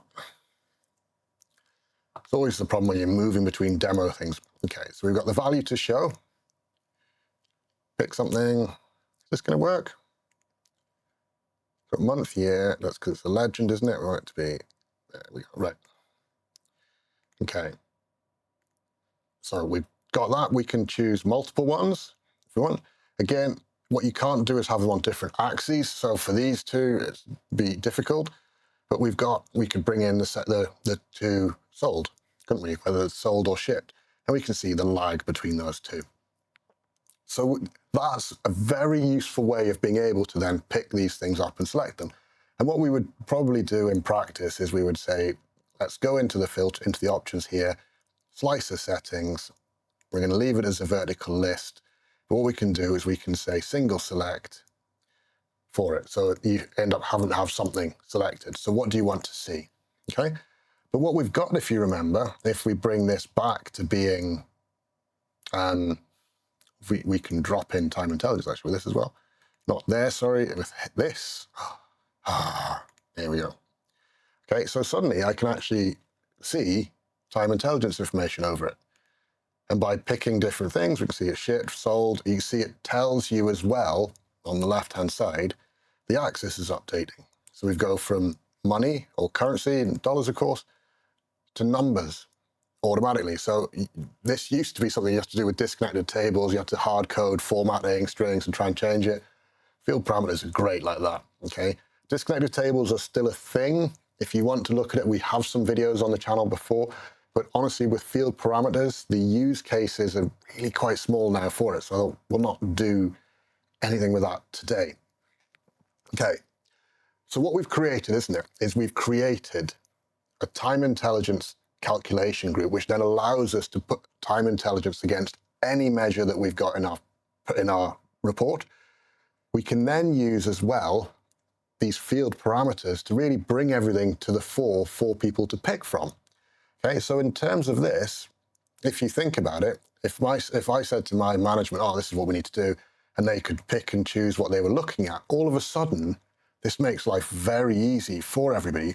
And in fact, one of the things we can also do is we can drag time intelligence onto here, and we can say, well, let's make this a slicer as well. When I can see slicers, as always, in the middle of a demo, I go blind. Here we go. So we could then say, well, I just want to see quarter to date, month to date. So we've been able to put together quite a complicated way, or sorry, not quite, to bring together the options of what would be quite complicated and really simplify them so our team can easily go and explore what reports are showing and have that level of tweakability, as it were, just with themselves, with a few clicks, to change and tweak exactly what's being shown. And you can do all these kind of things. And again, you can use object interactions as well. So if I click there, we could say, well, edit interactions, which would then mean that this slicer potentially didn't affect this visual or did affect this visual. And that way you can build up and then compare and contrast if you wanted to do that, okay? Honestly, the world is your oyster. I'm not even going to try and come up with all the options that are available to you. So what's the last piece? And I think I mentioned it already, didn't I? Okay. So the last piece is if we go to this TMDL view, we can see we've got measures here or clear code. Okay. So what I'm going to do is I'm going to click a new piece of code here. Okay. And then I can say, well, let's drag the time intelligence on. And we can see if we zoom in, we've got, this is the time intelligence function that we've written. Okay. We see behind the scenes everything that goes on with it. So if I come back out of here and I say, well, let's delete this, and then I say, well, let's right click on this and delete it from the model, that'll remove it from the model, won't it? Okay. So I now have no time intelligence function in the model that we were using. But if I go to a new one of these and I do my Blue Peter moment and Control A here, Control V, and paste it in. This is one I prepared earlier, okay?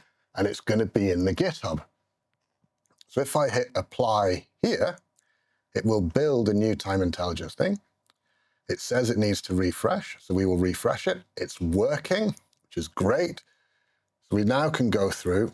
These aren't happy because it's a different time intelligence, which is it's the same name, but it's a different GUID, so it's a different identifier is the problem.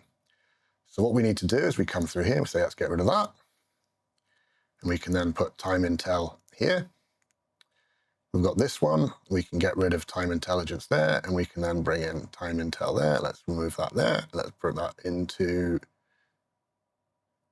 that's fine, isn't it? This one, it doesn't like it because it was there. We've got time intel there, sorry, so let's remove that. Okay, and we can now see what we've got is I've got the current month to date, quarter to date, year to date, last month to date, last year to date, last quarter to date. How should be in different order? Okay. Month over month, Q over Q, everything is there. Okay. We couldn't even go back because I think those two we need to swap them over to year to date and quarter to date. Let's see, TMDL. So we've got here. So if we scroll down, we can see here, isn't, yeah, here we have, that's quarter. So these two need to be the other way around, realistically, don't they? So let's go Control X, Control V.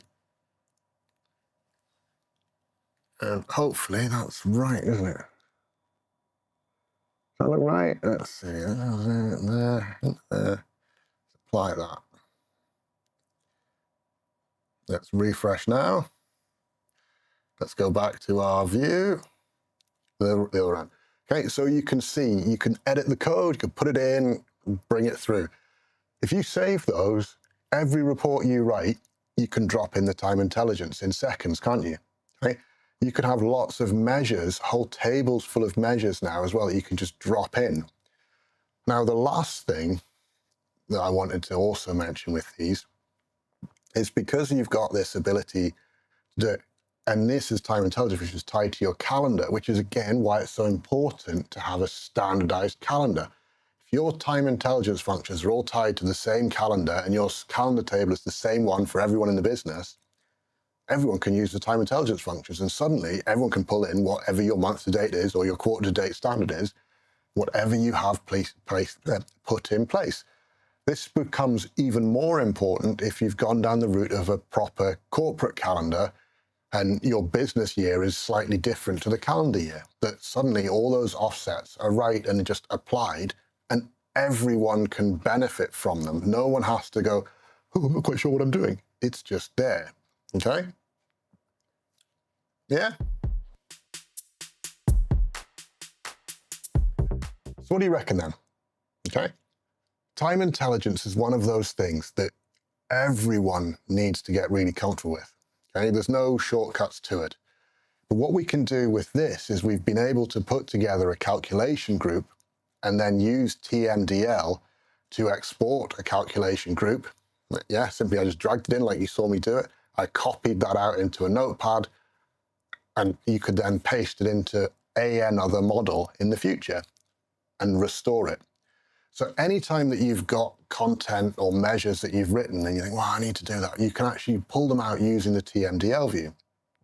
For a lot of measures, for a lot of the stuff that you do, you'll be able to pull it through from the Vertipack Analyzer views. Sorry, my mind went blank. But this is a nice thing to be able to do with different things. What we've also shown is field parameters, and we've just shown field parameters with fields, or with measures, but you can use fields. So we could use different axes, for example, for our charts. And then again, you'd be able to pick and choose which one you wanted. So we get to that point where it becomes really easy for a non-technical user to really explore a report pack and make it what they want.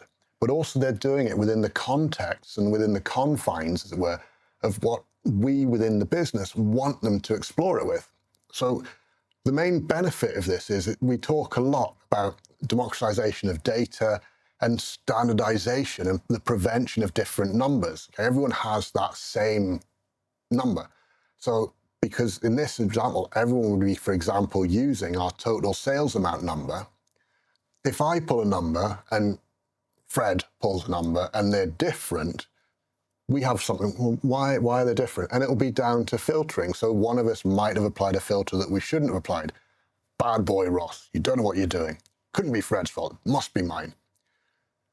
And that way, it stops being about, well, I ran my report 20 minutes later than you. It becomes about what are we doing within our business to push and promote what we want and to achieve our corporate goal. So it makes everyone more aligned. And the more content we can put in, and again, because we can bring more and more stuff into these, and don't forget, okay, this whole report pack that we've built so far is less than 2 megabytes. So with a Power BI Pro subscription, where you've got up to 1 gigabyte, we're less than 1,000th, or we're just over 1,000th of the capacity that we can really bring in.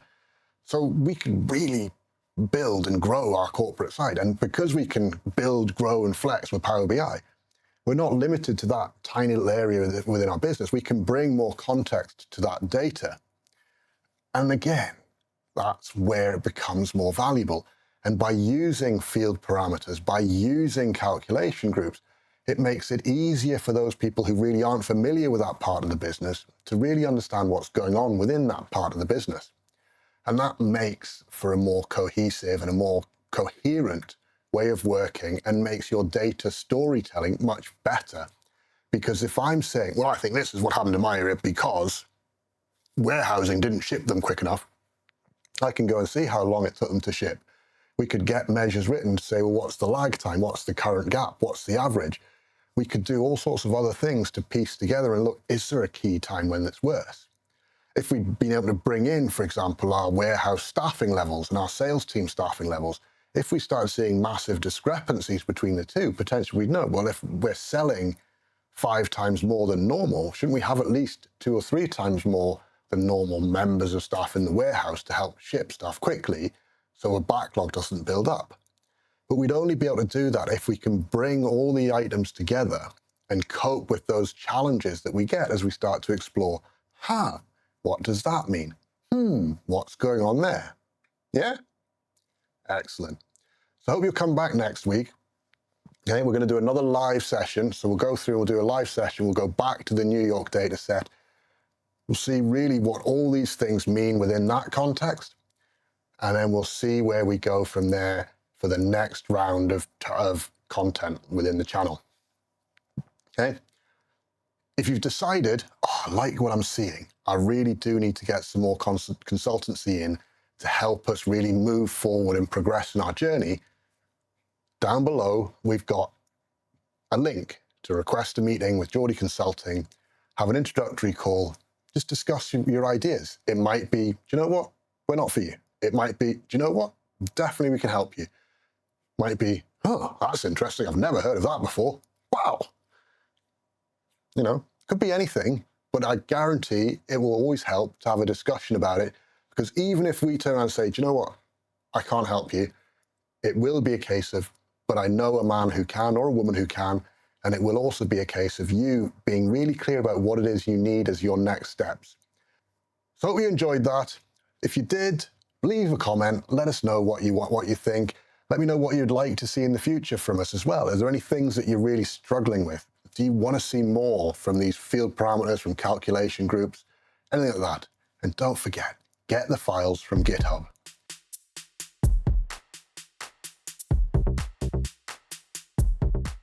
Okay, so what we've been doing this series, this semester, is we've actually been looking at the next stage. So the first piece, we actually pulled everything back together, didn't we? And we started to see just what went on within our data models. We put in some simple DAX. What we're going to do today is we're actually going to go a little bit further. So we start by actually discussing a little bit about modeling and kind of that element of what it is, because there are some consolidations that we need to do. Okay. So the first one, okay, is here. So in our buildings table that we've got, if we remember, we went back to New York. We were looking at New York data in the last live stream. So we'll keep with New York, I think, for this. So this is around the rooftop water towers that you see in all the iconic stuff of New York City. Now, every water tower needs to be inspected once per calendar year, which means we've got a great data set. The nice thing with it as well, that just really like screams out for something to do with Power BI, is there seems to be a manual entry component, which leads to all sorts of problems that you can see here.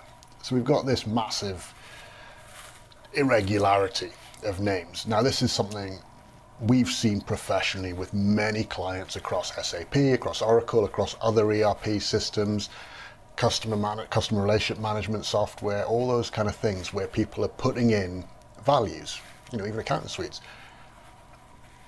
That you get duplication of errors because, oh, I'll just create one because it might not already exist. So we'll do something about that. We might have a look at doing this later on. Okay, I'm not going to say we're going to do it. We'll see where we get to time-wise. If we don't get to it today, I'll do a video separately and we can discuss how we fixed it or what our options are with it. Okay? But one of the things that we often talk about as we look at analysis is that we want to be able to make things quick and easy and efficient. Now, one of the things that we've got here is I've added a state column. Now I've put this in as a calculated column, and this is kind of against all the rules that I would normally do and how I would say this is what we should do as we're looking to deploy Power BI. Because a calculated column is probably one of the least efficient entities to have within the model. But it's something we need because it's always important for it and always going to be really key for us to be able to quickly get to a list of, well, which buildings are overdue. You know, if you could imagine, if we were in charge of water tower inspections in New York City, it would be nice to know, well, these buildings actually need an inspection. You know, should we be trying to reach out to them, contact them? You know, bearing in mind it's a full calendar year and where we are now, March, you know, potentially we're not going to do much about the overdue we probably should do, shouldn't we? The ones that are due, we could be a bit less, you know, we could be a bit more relaxed about, but we might be saying, well, you know, for between January and June, we look at everything that's overdue, and then from June to the end of the year, we look at everything that's due and overdue, for example. You know, the actual realities may vary, but you can see we could actually piece together a workflow to go around with that. As part of that, what I've done is I've written a calculated column. Let's zoom in a bit on this so you can see. Okay, it's nothing special. I will hide that QR code because that's just right in the way, isn't it? So it's really nothing special. Okay, we've simply got something working out what today's date is, and then taking the year value from that and minusing 1, because every calendar year, remember? So what was last year? So this will be returning 2024. And then we're looking at what's the latest inspection for that water tank. Okay, remember that water tank, because some buildings have more than one water tank. So the latest one for that water tank, we will look at and we'll say, right, based on that, as it happened like this year, which obviously is greater than the current year. Well, it can't be in the future, can it? You can't expect these things in the future. Or can you? If that's the case, that's good. If it equals, then it's due, because that would be, it was inspected last year, so it must be due now. Otherwise, it's overdue. There shouldn't be any options around there. That kind of should cover everything. Okay. Now, calculated columns, as I say, if you think through or if you understand what goes on within Power BI and the way it actually processes everything. So the M script will execute, right? And that will return tables. Those tables are then fed through a compression algorithm. The resultant compressed table then has calculated columns derived against, or DAX derived against it. And then again, it goes through a secondary compression. So the challenge with a calculated column is their compression is never optimal because the table is being compressed first. So this is why we say, well, let's try, we should always try and left shift these things, push it over into Power Query. And we could do. Okay, and this wouldn't be difficult. I would quite easily go through, do this. I'm not going to do it because I mean like that. I'd like you guys to try, tell me how you think it went. Is it something that was problematic? Was it difficult? But basically it's very similar. What we'd need to do is to identify a max. So you'd probably look to do a merge, bring through, merge it, get the max inspection date for that tank, bring that down to just the year, and then evaluate that against a current date value variable. Yeah? Pretty simple. Sounds easier than it probably is. For the sake of this, it's not going to make a huge difference to us. I'm going to use this, but I know it's not optimal. Okay. Now, we've understood that, haven't we? That we need to think through what we're doing as we structure and build our report packs. Okay. The other thing that's going on, and this is a bit of a debate, this kind of hit the papers, as it were, after we did the last live stream. And the question that's kind of there is, should you create specific measures folders? Now, this is a topic that I think is going to run and run. Now, my initial view, given the person who was raising it, and it was Marco Russo, who I've an awful lot of respect for. They're like, between Marco and Alberto, those guys are amazing. When they speak, we listen. And my initial view is, okay, yeah, he's right. Because if you don't have specific folders, it makes it easier. And you can then actually combine them and place them in the fact table, paste the measures in subfolders in the fact table, which now that Power BI supports subfolders, as we can see in our stuff. Let's zoom in a bit. Yeah, you can see we've got subfolders. So because we've got these subfolders, then in theory, it shouldn't make such a problem, because a fact table, if it's built correctly, obviously we hide all the foreign keys, don't we? So there's no foreign keys. And then everything else that's within a fact table should kind of be numeric. So as long as there's no reason for your data to be slightly off, it should be fine, right? And then we went and we did some work, didn't we? We looked at TMDL, and we're going to look at TMDL again later. And one of the things that goes on with TMDL is you've got the option to extract the TMDL from your model.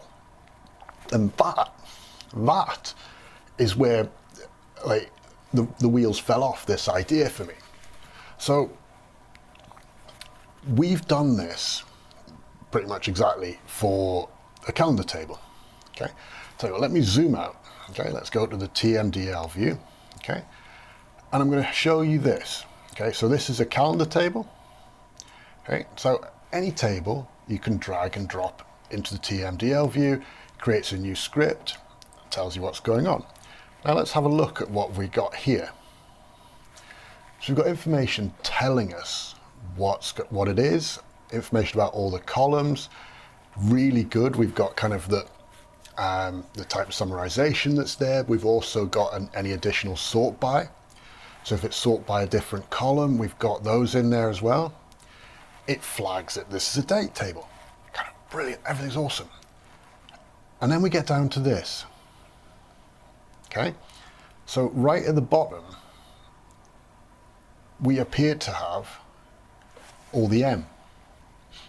So the extract will pull the data production information as well, which then is a problem.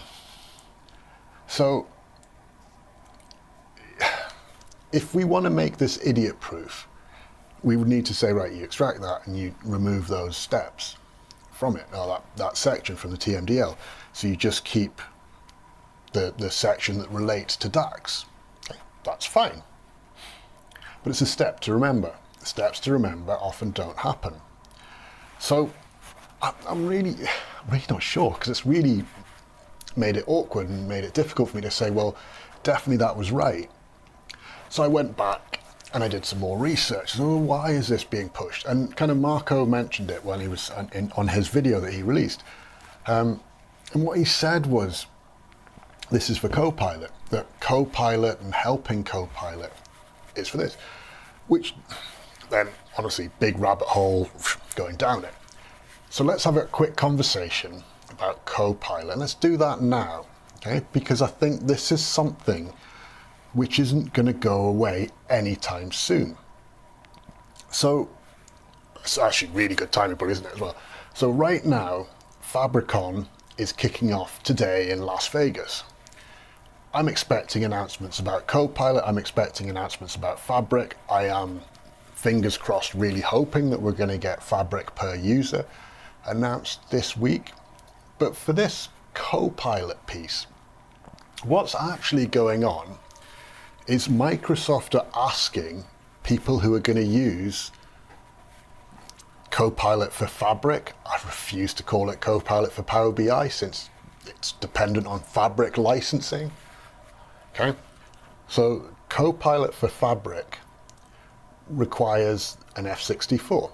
Now, as part of that, what Microsoft are doing, bear in mind this is all still in preview, is they are asking you as a consumer to simplify your model, to remove extra data from it, to do lots of things with it, and kind of really simplify it so that effectively Copilot gets a bigger hit of real-world customer data or customer modeling techniques. Now, I really don't know what to make. I mean, is this that Microsoft are wanting to use our modeling experiences to say, well, this is actually what a Power BI model is, which of course they need for Copilot to work effectively in a modeling landscape? Or is something else going on? And I don't know. Okay, I'm at the point now saying I really struggle. One of the things that especially causes me problems is that what we've shown, what we want to do, what works, what I've seen professionally works really well for businesses and where they get the biggest ROI from their Power BI environment, is that we make the model cope with as many areas of the business as possible. That leads to quite complex models, to put it lightly at times, but the important thing is that that's the right way to do it, because that, 1 to 5 models existing within an organization is much better, because the value proposition of each model is significantly bigger than having 30, 40 different models. Not to mention, you've got 30 or 40 different things to test and validate and make sure are actually working effectively. I'm going to leave it up to you. You guys decide what you think, but I'm not convinced at this point. So, okay, let's have a look at where are we. Let's get to the next step. Okay, so measures tables. That's the bit we were going to talk about, wasn't it?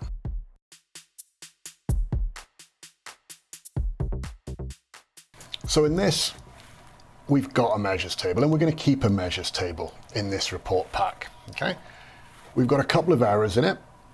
Okay, in terms of overdue and build is overdue, and that's to do with the calculated column we've put in. Okay, but I thought it's important for you to see. I wanted you to see how this works. Okay.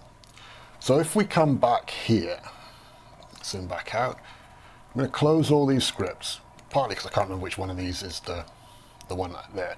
Okay, we leave 2 because it doesn't let you close them all. But I'm going to bring in this table and drop it there. Okay, so you've seen I can drag this table in of measures. It's not a problem. Let's close it again. Okay, and let's delete it. Okay, and here's right, delete from model. Okay, so we've deleted the table. Suddenly I've got no measures. What am I going to do? So I'm going to come out of here. I know I've got blue Peter moment. I have this. Control A, Control C. Okay, so this is our measures table as in TMDL. So I've got it in Visual Studio VS Code. Okay, let me just get our report back up. We simply say, right, create a new, Control it, paste it in, apply it, and hopefully it all works. Phew. It's always difficult doing live demos when you do these things and hoping, is it going to work? Okay. So it's come through, and we've got these ones that don't work. So we need to go to a different view. Let's go to the DAX view, not the DAX view, sorry, it's the table view. Let's expand our table measures here, and we can see if we have a look under buildings, buildings overdue. I'm just going to change this to be the column name that we actually have for our calculated column, state. Okay. Okay, it's going to think about it. Go, yeah, well done. Okay. And then that is that. Now the other one that wasn't working is working now. That's fine. Okay. So we have a way of doing it, don't we? We can actually start to look and see that there's a way of bringing data content between it. Now, again, this is a measures table. The argument is clear, don't do it. But I think this ability to drag and drop and not have all sorts of other artifacts with it outweighs the, Copilot's going to struggle with understanding the model.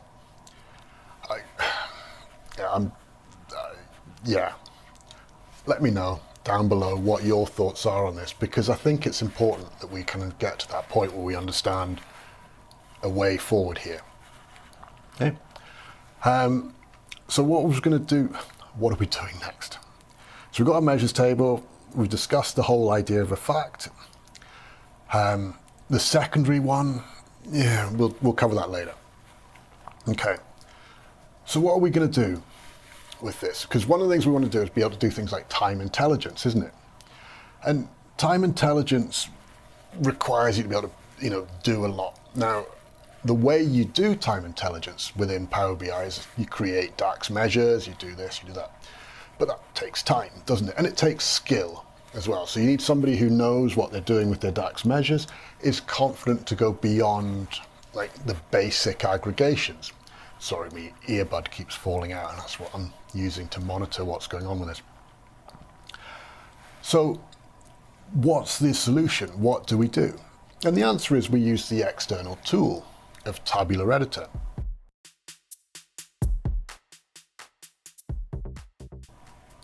So I've got Tabular Editor installed. We use Tabular Editor 2.0 with this channel. There is Tabular Editor 3.0 or 3 point something something something, but you have to pay for it. And I've always said I'd love to do stuff with paid plugins and stuff for Power BI on the channel, but I think it's not appropriate. Okay, happy to have that discussion, but I think for us, we stick with these, and then that allows you to kind of understand what's the basics we can get through. If there's a use case for something else, you can have that fight in your office. By all means, get in touch. Geordie Consultant will happily help you.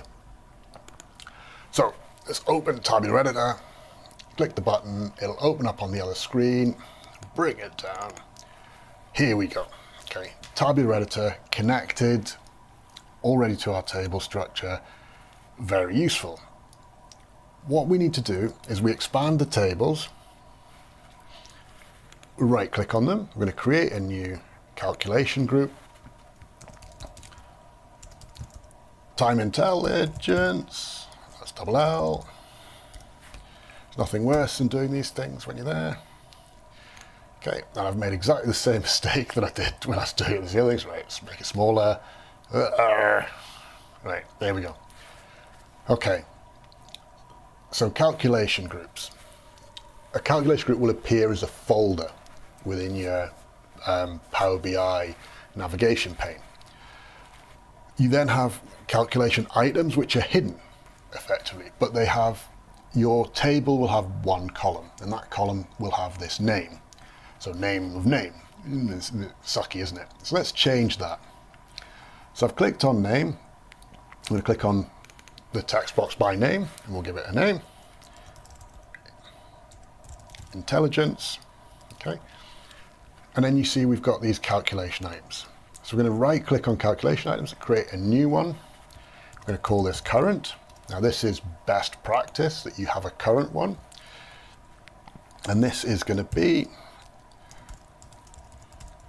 selected measure, open brackets, close brackets. Okay. So the way a calculation group works is that you assign a measure to it, and then it will say, right, this is now the selected measure, whatever that value is. And it will then say, right, we're going to use this, run through all the DAX expression for it, and then any other calculation items will do exactly the same.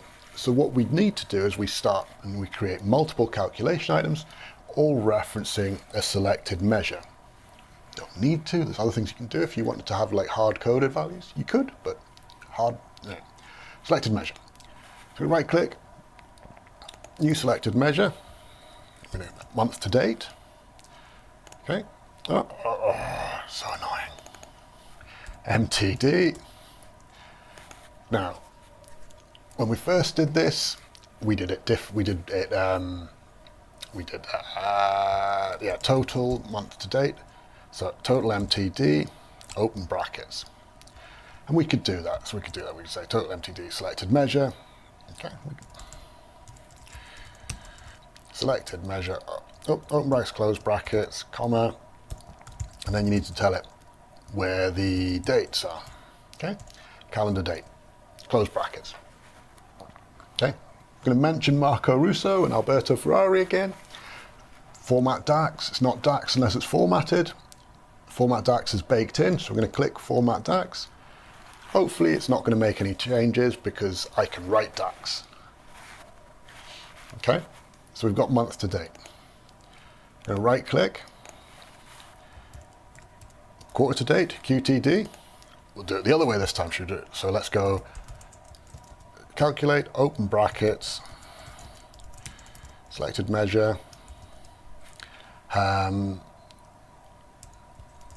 dates, quarter to date, open brackets, calendar, date, and close that. Okay, so the first route we used was total month to date, so total MTD, and we kind of put some of this in. This is the full syntax of what that does effectively behind the scenes. So what it's doing in this case is we're calculating that, but we're using it against the quarter to date values that we've got.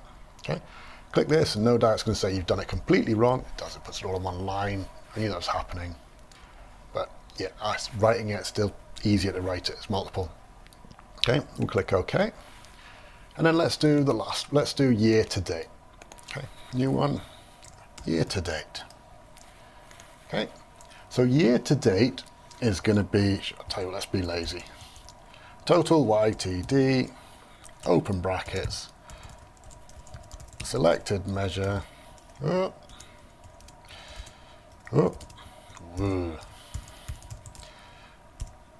calendar date.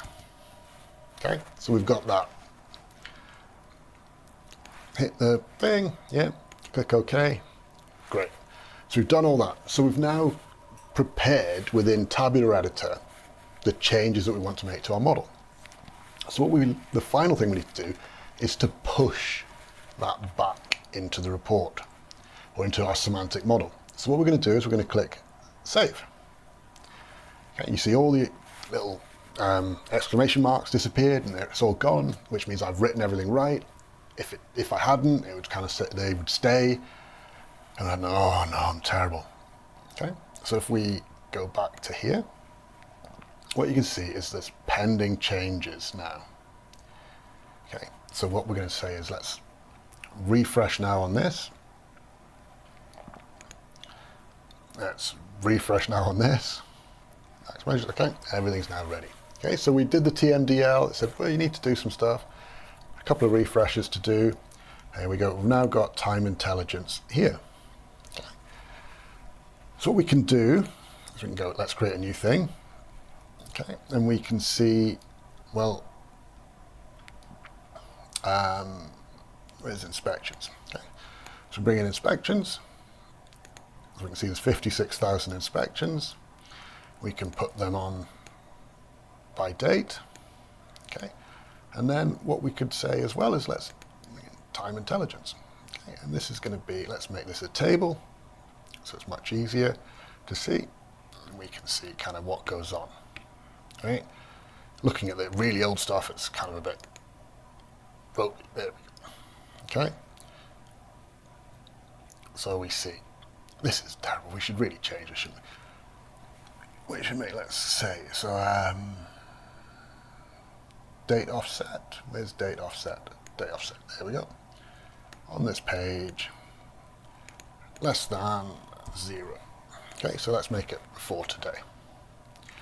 So we can see here, that's much better, isn't it? We can actually really see what's happening. So it goes up to 16th of February, and we can see the progress through it. So we've got like the current, so what happened on that day, month to date, what's happening in that month to date. So we could track that month to date. We've got the quarter to date period, and we can also see the year to date.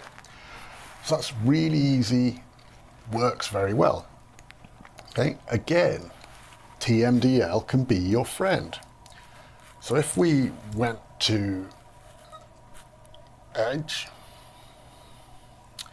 here and ignore the news, I apologize. Should have done this beforehand, shouldn't I? Okay, in our GitHub, in our Power BI 101, you can see we've got some TMDL scripts.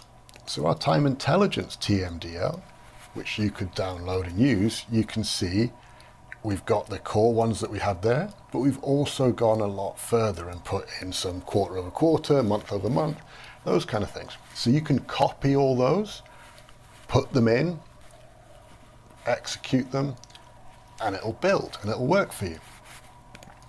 Be easier for you even still if you bring in our calendar, and we've got calendar TMDL now as well as the core functionality. So you can do that just because means our date columns definitely align, so there's no, oh no, they're different. Okay, so this could be a great starting point for you in your business. So you can bring in time intelligence, you can bring in that. Awesome source.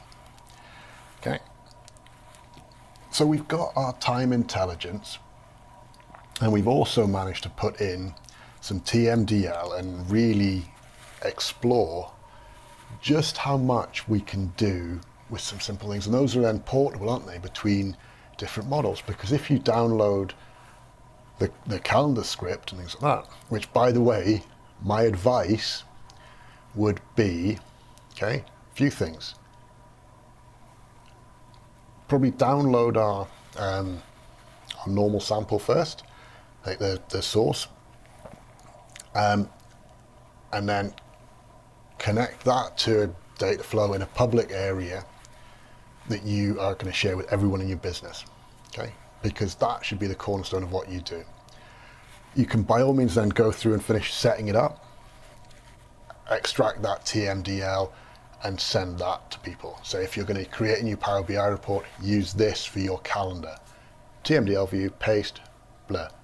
Okay, because that way they're going to reference your daily refreshing data flow, which is always going to be up to date. You've got your calendar, you put all your business logic, all your business rules into that calendar, and they're all tied then into your TMDL script. You can then obviously, as a secondary piece, be to share the time intelligence TMDL as well.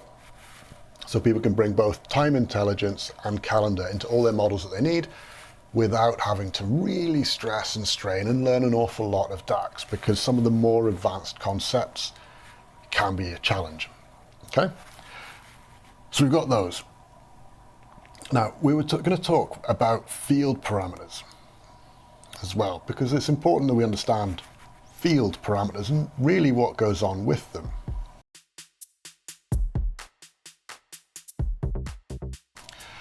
So, field parameters are very useful in that they allow you to make elements of your report content configurable by the user base.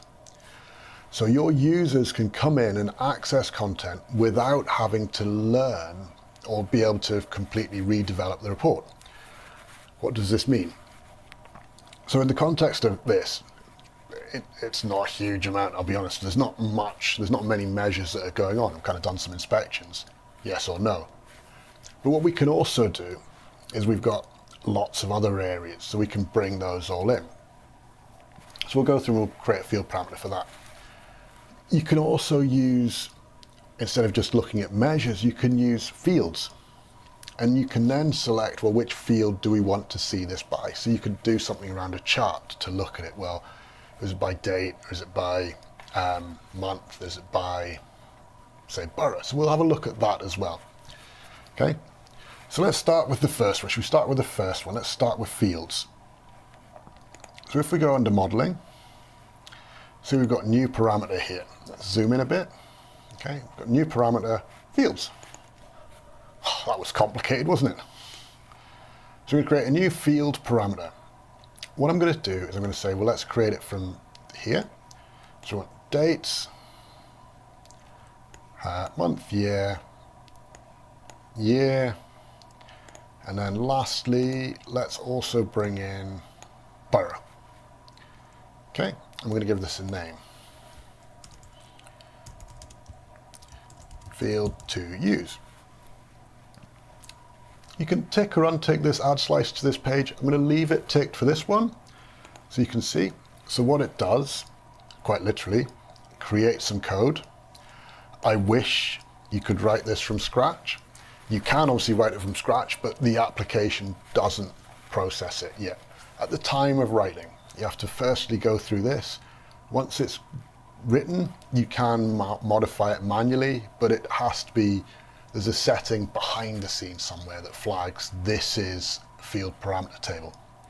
And that's what you can't flag elsewhere. Okay? So we've got this. So what it means for us, as I say, is once again, let's come out here.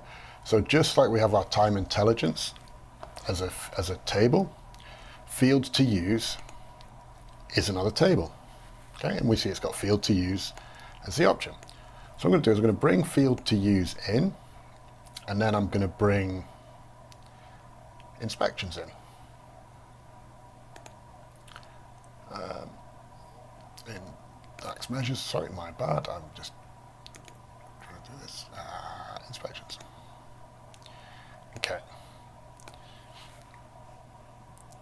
And let's make that this, and I will zoom out here. So what we need to do is we need to make sure we've got one thing selected. Okay, so let's see. I've picked the wrong thing, haven't I? No. Jesus, there. Why has this gone wrong? What have I done? Do that, pick that. There we go.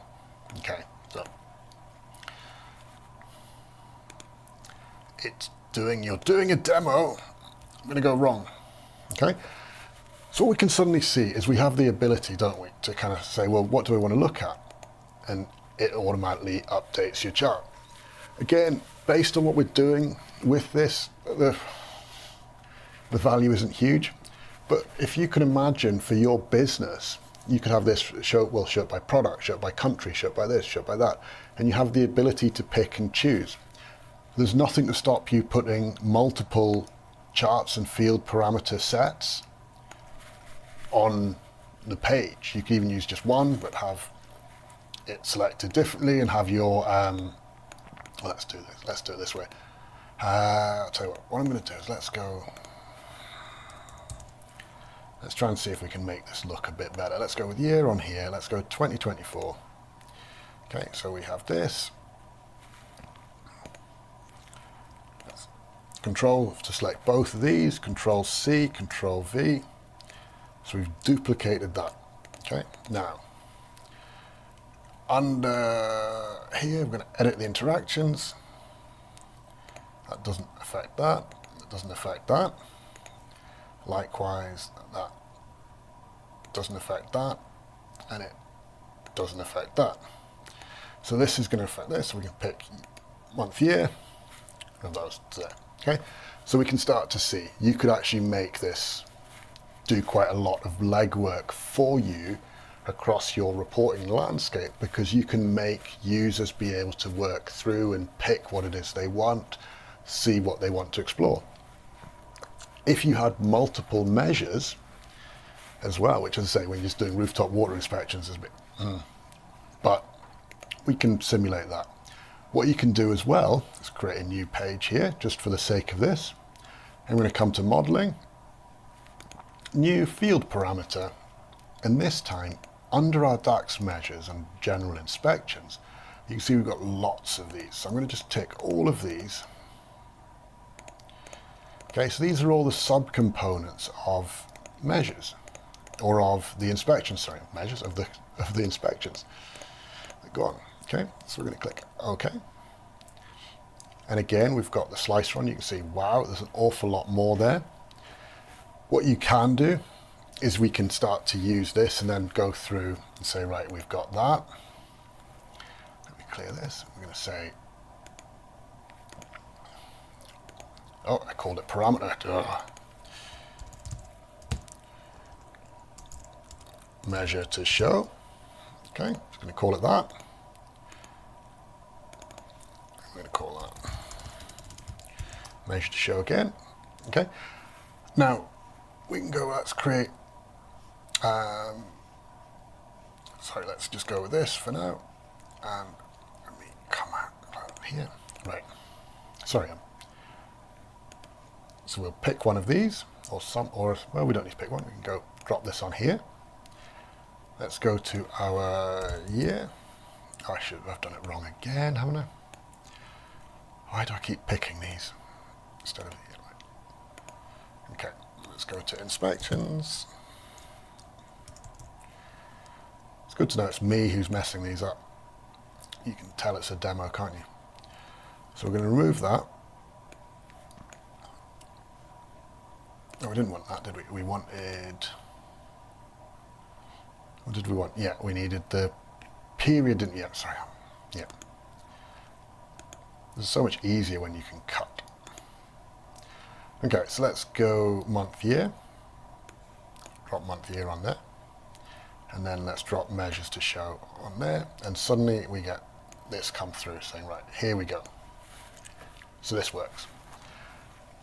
What we can see is we've got some real problems. These percentages really should be percentages, so we can do that. We can go back to the DAX query view. Could have sworn they were. Expand. expand general these, PCT, PCT. So we've got all of those. Why is this not letting? Where's the thing? Am I on the wrong tab? Oh, it's going to be one of those weeks, isn't it? Here we go. Right, sorry, on the wrong tab. Right.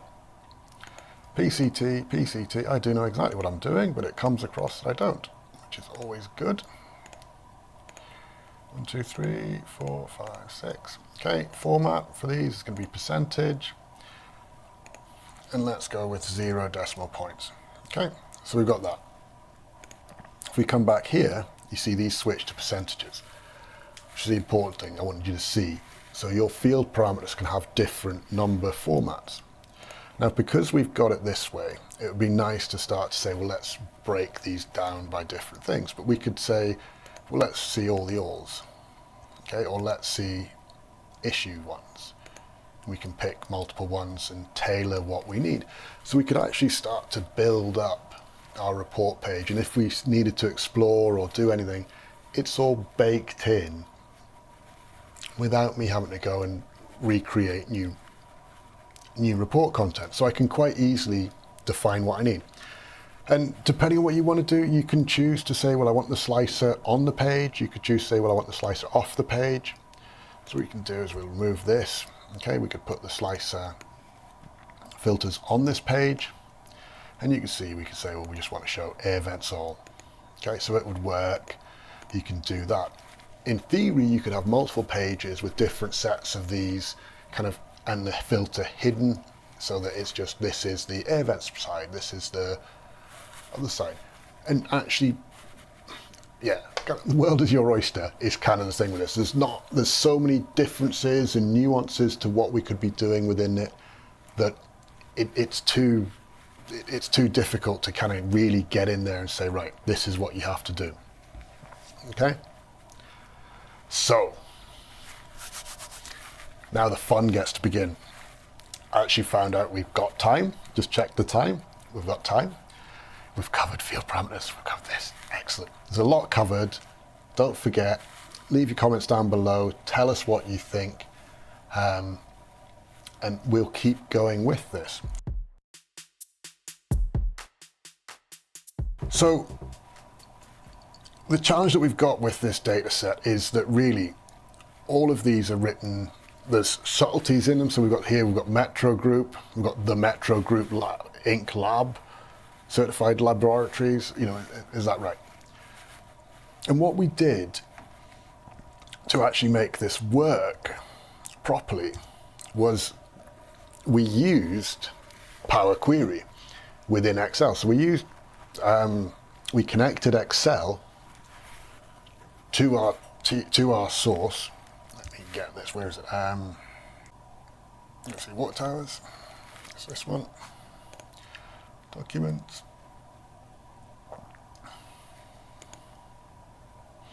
So we do an awful lot here, don't we? Lookup fix, support data. Okay. Let's download this.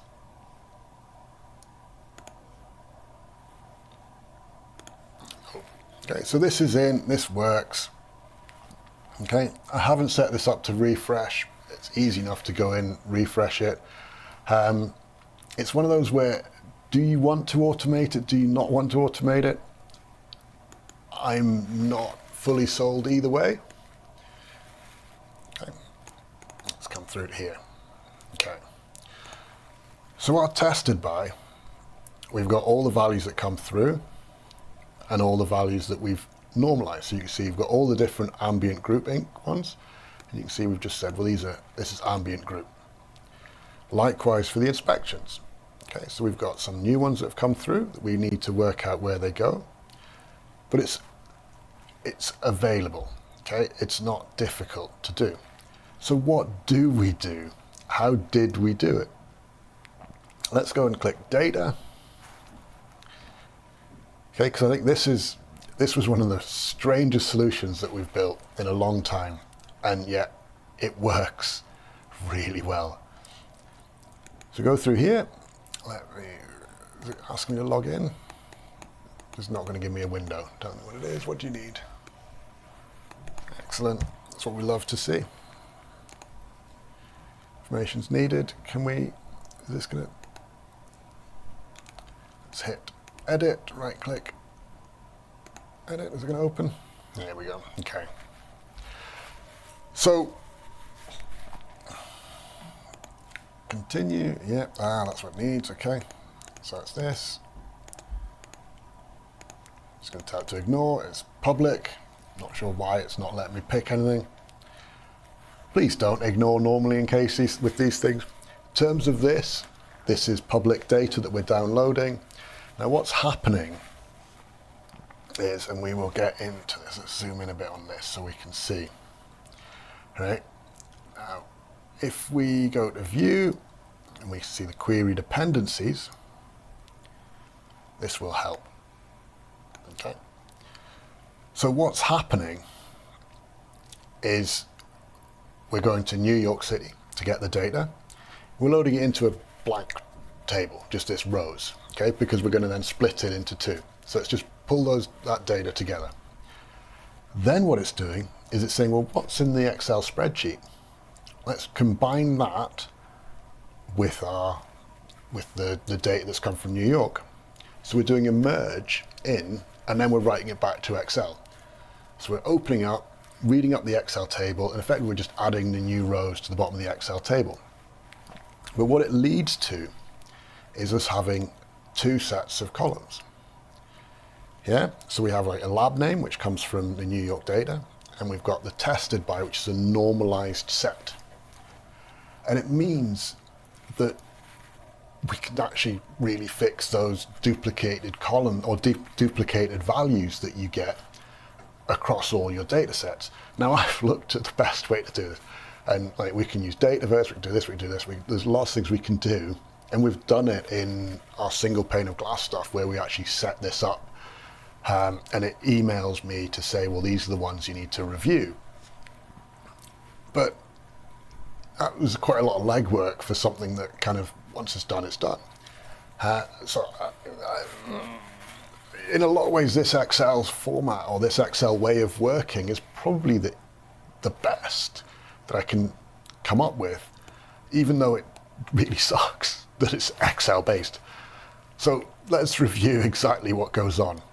Okay, let's bring this over here, so we can kind of, that makes sense. Okay, so we can see the steps. So our source, let's click on source. Okay, again, it's rows. We're going to remove the other columns. So we just have lab name, remove duplicate values from there. So we've stripped it back. And then we've got this source to step. And this is effectively saying, get the tested by table from Excel. Once we've got that table, okay, we're going to set the right data types. They're all there. And then we're running a merge query step. So if we expand this, this is kind of one of those things, often it's not immediately obvious and it doesn't look great here. You see it doesn't work. You just have to kind of understand the text. Let's see if I can make this visible quickly and easily for you. Here we go. Right. Okay. So we've taken, merged together the remove duplicate step, lab name, with the change type, lab name. Okay, so we're merging together lab name and lab name. Okay, and you can see this leaves us then with this add-on. So we expand that, and what we're going to keep is just the tested by. Right, so effectively, the lab names are being removed. So if the lab name was removed, it would effectively be removed, and we would lose the new value. And we're doing the same with the inspector. So what it leads to when we come out of here is two tables. And because these are all derived from, let's clear the filter on here. Okay, because these have all come from the same data source that we've got for the main report pack, we can use this as the data source that then reads through and then produce a dimension based on that. And we can feed everything in. Okay, we could turn around and say, well, we want to put in an ID on here and do other things like that. If you really want to, you could. You could then fix all that in MScript.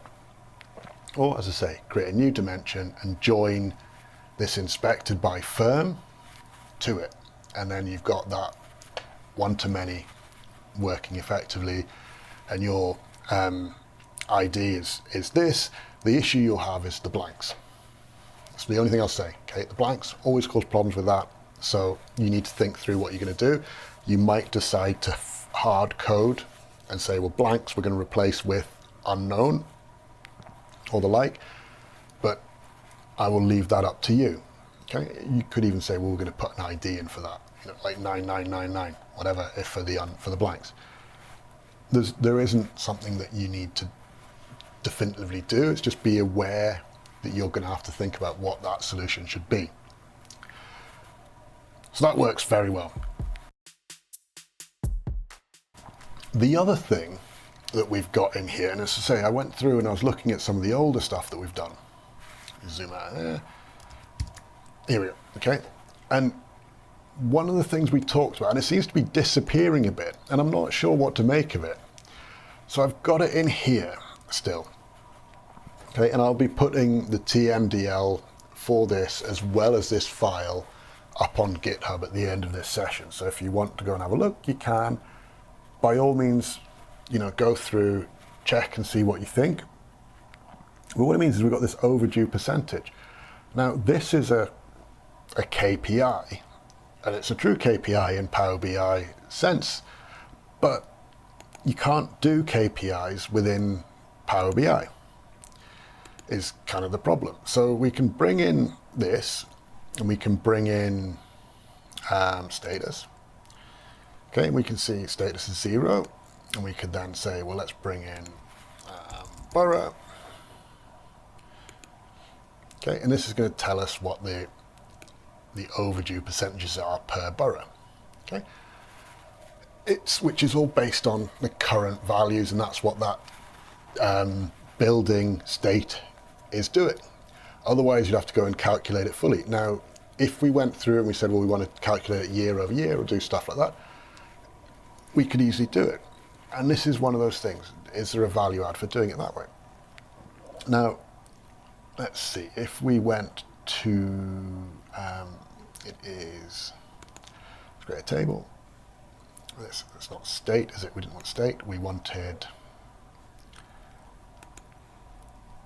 it was state we wanted, wasn't it? Is it goal? No, let's bring in state, sorry. Okay. So Power BI will deal with KPIs where you can effectively say, well, this is what it's going to be. We've got a logic set to it. But the way you can do it, the only way you can do it is within Tabular Editor. So again, we have to go back to Tabular Editor. And again, I'm not sure, are these going to be discontinued? Is anything happening? But there doesn't seem to be any other way of doing the functionality that this does within the tool. So I'm kind of I don't know. Under here, we're going to expand here. We're going to expand our measures table, DAX measures. And we can see down here, we have under general inspections or buildings, it's under buildings, we've got overdue percentage, and then you can see it's got a KPI here. So this is actually seeing a lot more about what goes on. For there's the status expression for it. You see we have a target expression, and you see which is telling us, well, so the target expression tells you what measure does this associate with, which is this overdue percentage. We've got the status, so what is the state of it? And it's kind of like numeric, -1, 1, 0. And you can work out then actually what you want to present with it. So some of these are odd. They don't necessarily all work. Like a lot of the facey ones don't work, which would be nice. Smiley faces, sad faces. But you can put in things like traffic lights. That works quite well. Let's see. Let's find the traffic lights. Yeah. Traffic light single. Okay. And then again, as always, you need to hit save. Bring it back. And you can see now these are showing something. That was always the problem, that it was just didn't like what we were showing. So you can actually then build those in, and you can do the similar stuff with the trend for it as well. But obviously you need to kind of put some time in, and potentially with this it's not going to work. But you can build these KPIs and then they make them visible within your report content. And it does open up that whole discussion about what actually should happen with KPIs and what do KPIs mean for a business, and especially for a data-driven business.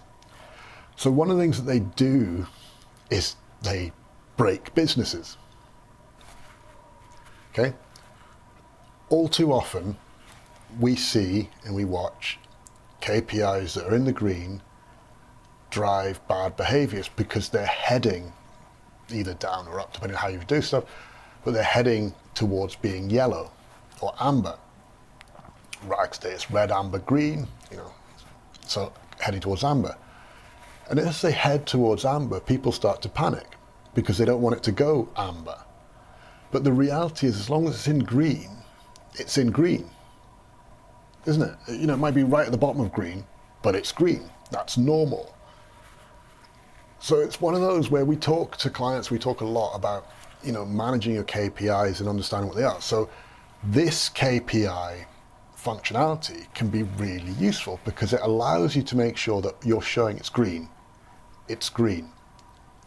There isn't a number, it's green. And potentially that helps you remove some of the toxicity that can come with those. So again, let me know down below what you think. It's important to understand, is this something sensible? Is this something you think, just no way do we want to ever do this? But these KPI functions can actually really help doing it. And again, because you can now use TMDL, these are coming in with TMDL. You saw me create the table, they're now there, TMDL has placed it in. So it's worth being aware that this might be worth revisiting and thinking through, well, are we going to go all the way down the road that Ross discusses, where he says, do you know what, from your C-suite, like your CEO, CFO, those people, potentially all you really want to see is kind of three lights. It's green, it's amber, oh, it's red, right? I'm heading out the door, it's red, I'm running away. But them seeing the value, the actual number, versus them seeing the state, can have a very different view on actually what's going on. As you are an operational person, you're saying, right, we're doing this, I'm checking what's going on with the team. Yes, by all means, it makes sense. But there's nothing worse for team morale or team performance or for business performance than having senior leaders starting to just go, well, we're heading towards amber, we need to do something. It might be there's nothing to do, but if you are at the point of saying, well, we need to do something now, should you be changing amber so that it's further up or further down, depending on how you want to talk about it? Because we have to be aware of what we're doing within our organization and the behaviors that we drive, is all I'm going to say. Okay, so I think that's it, isn't it? I've covered an awful lot today.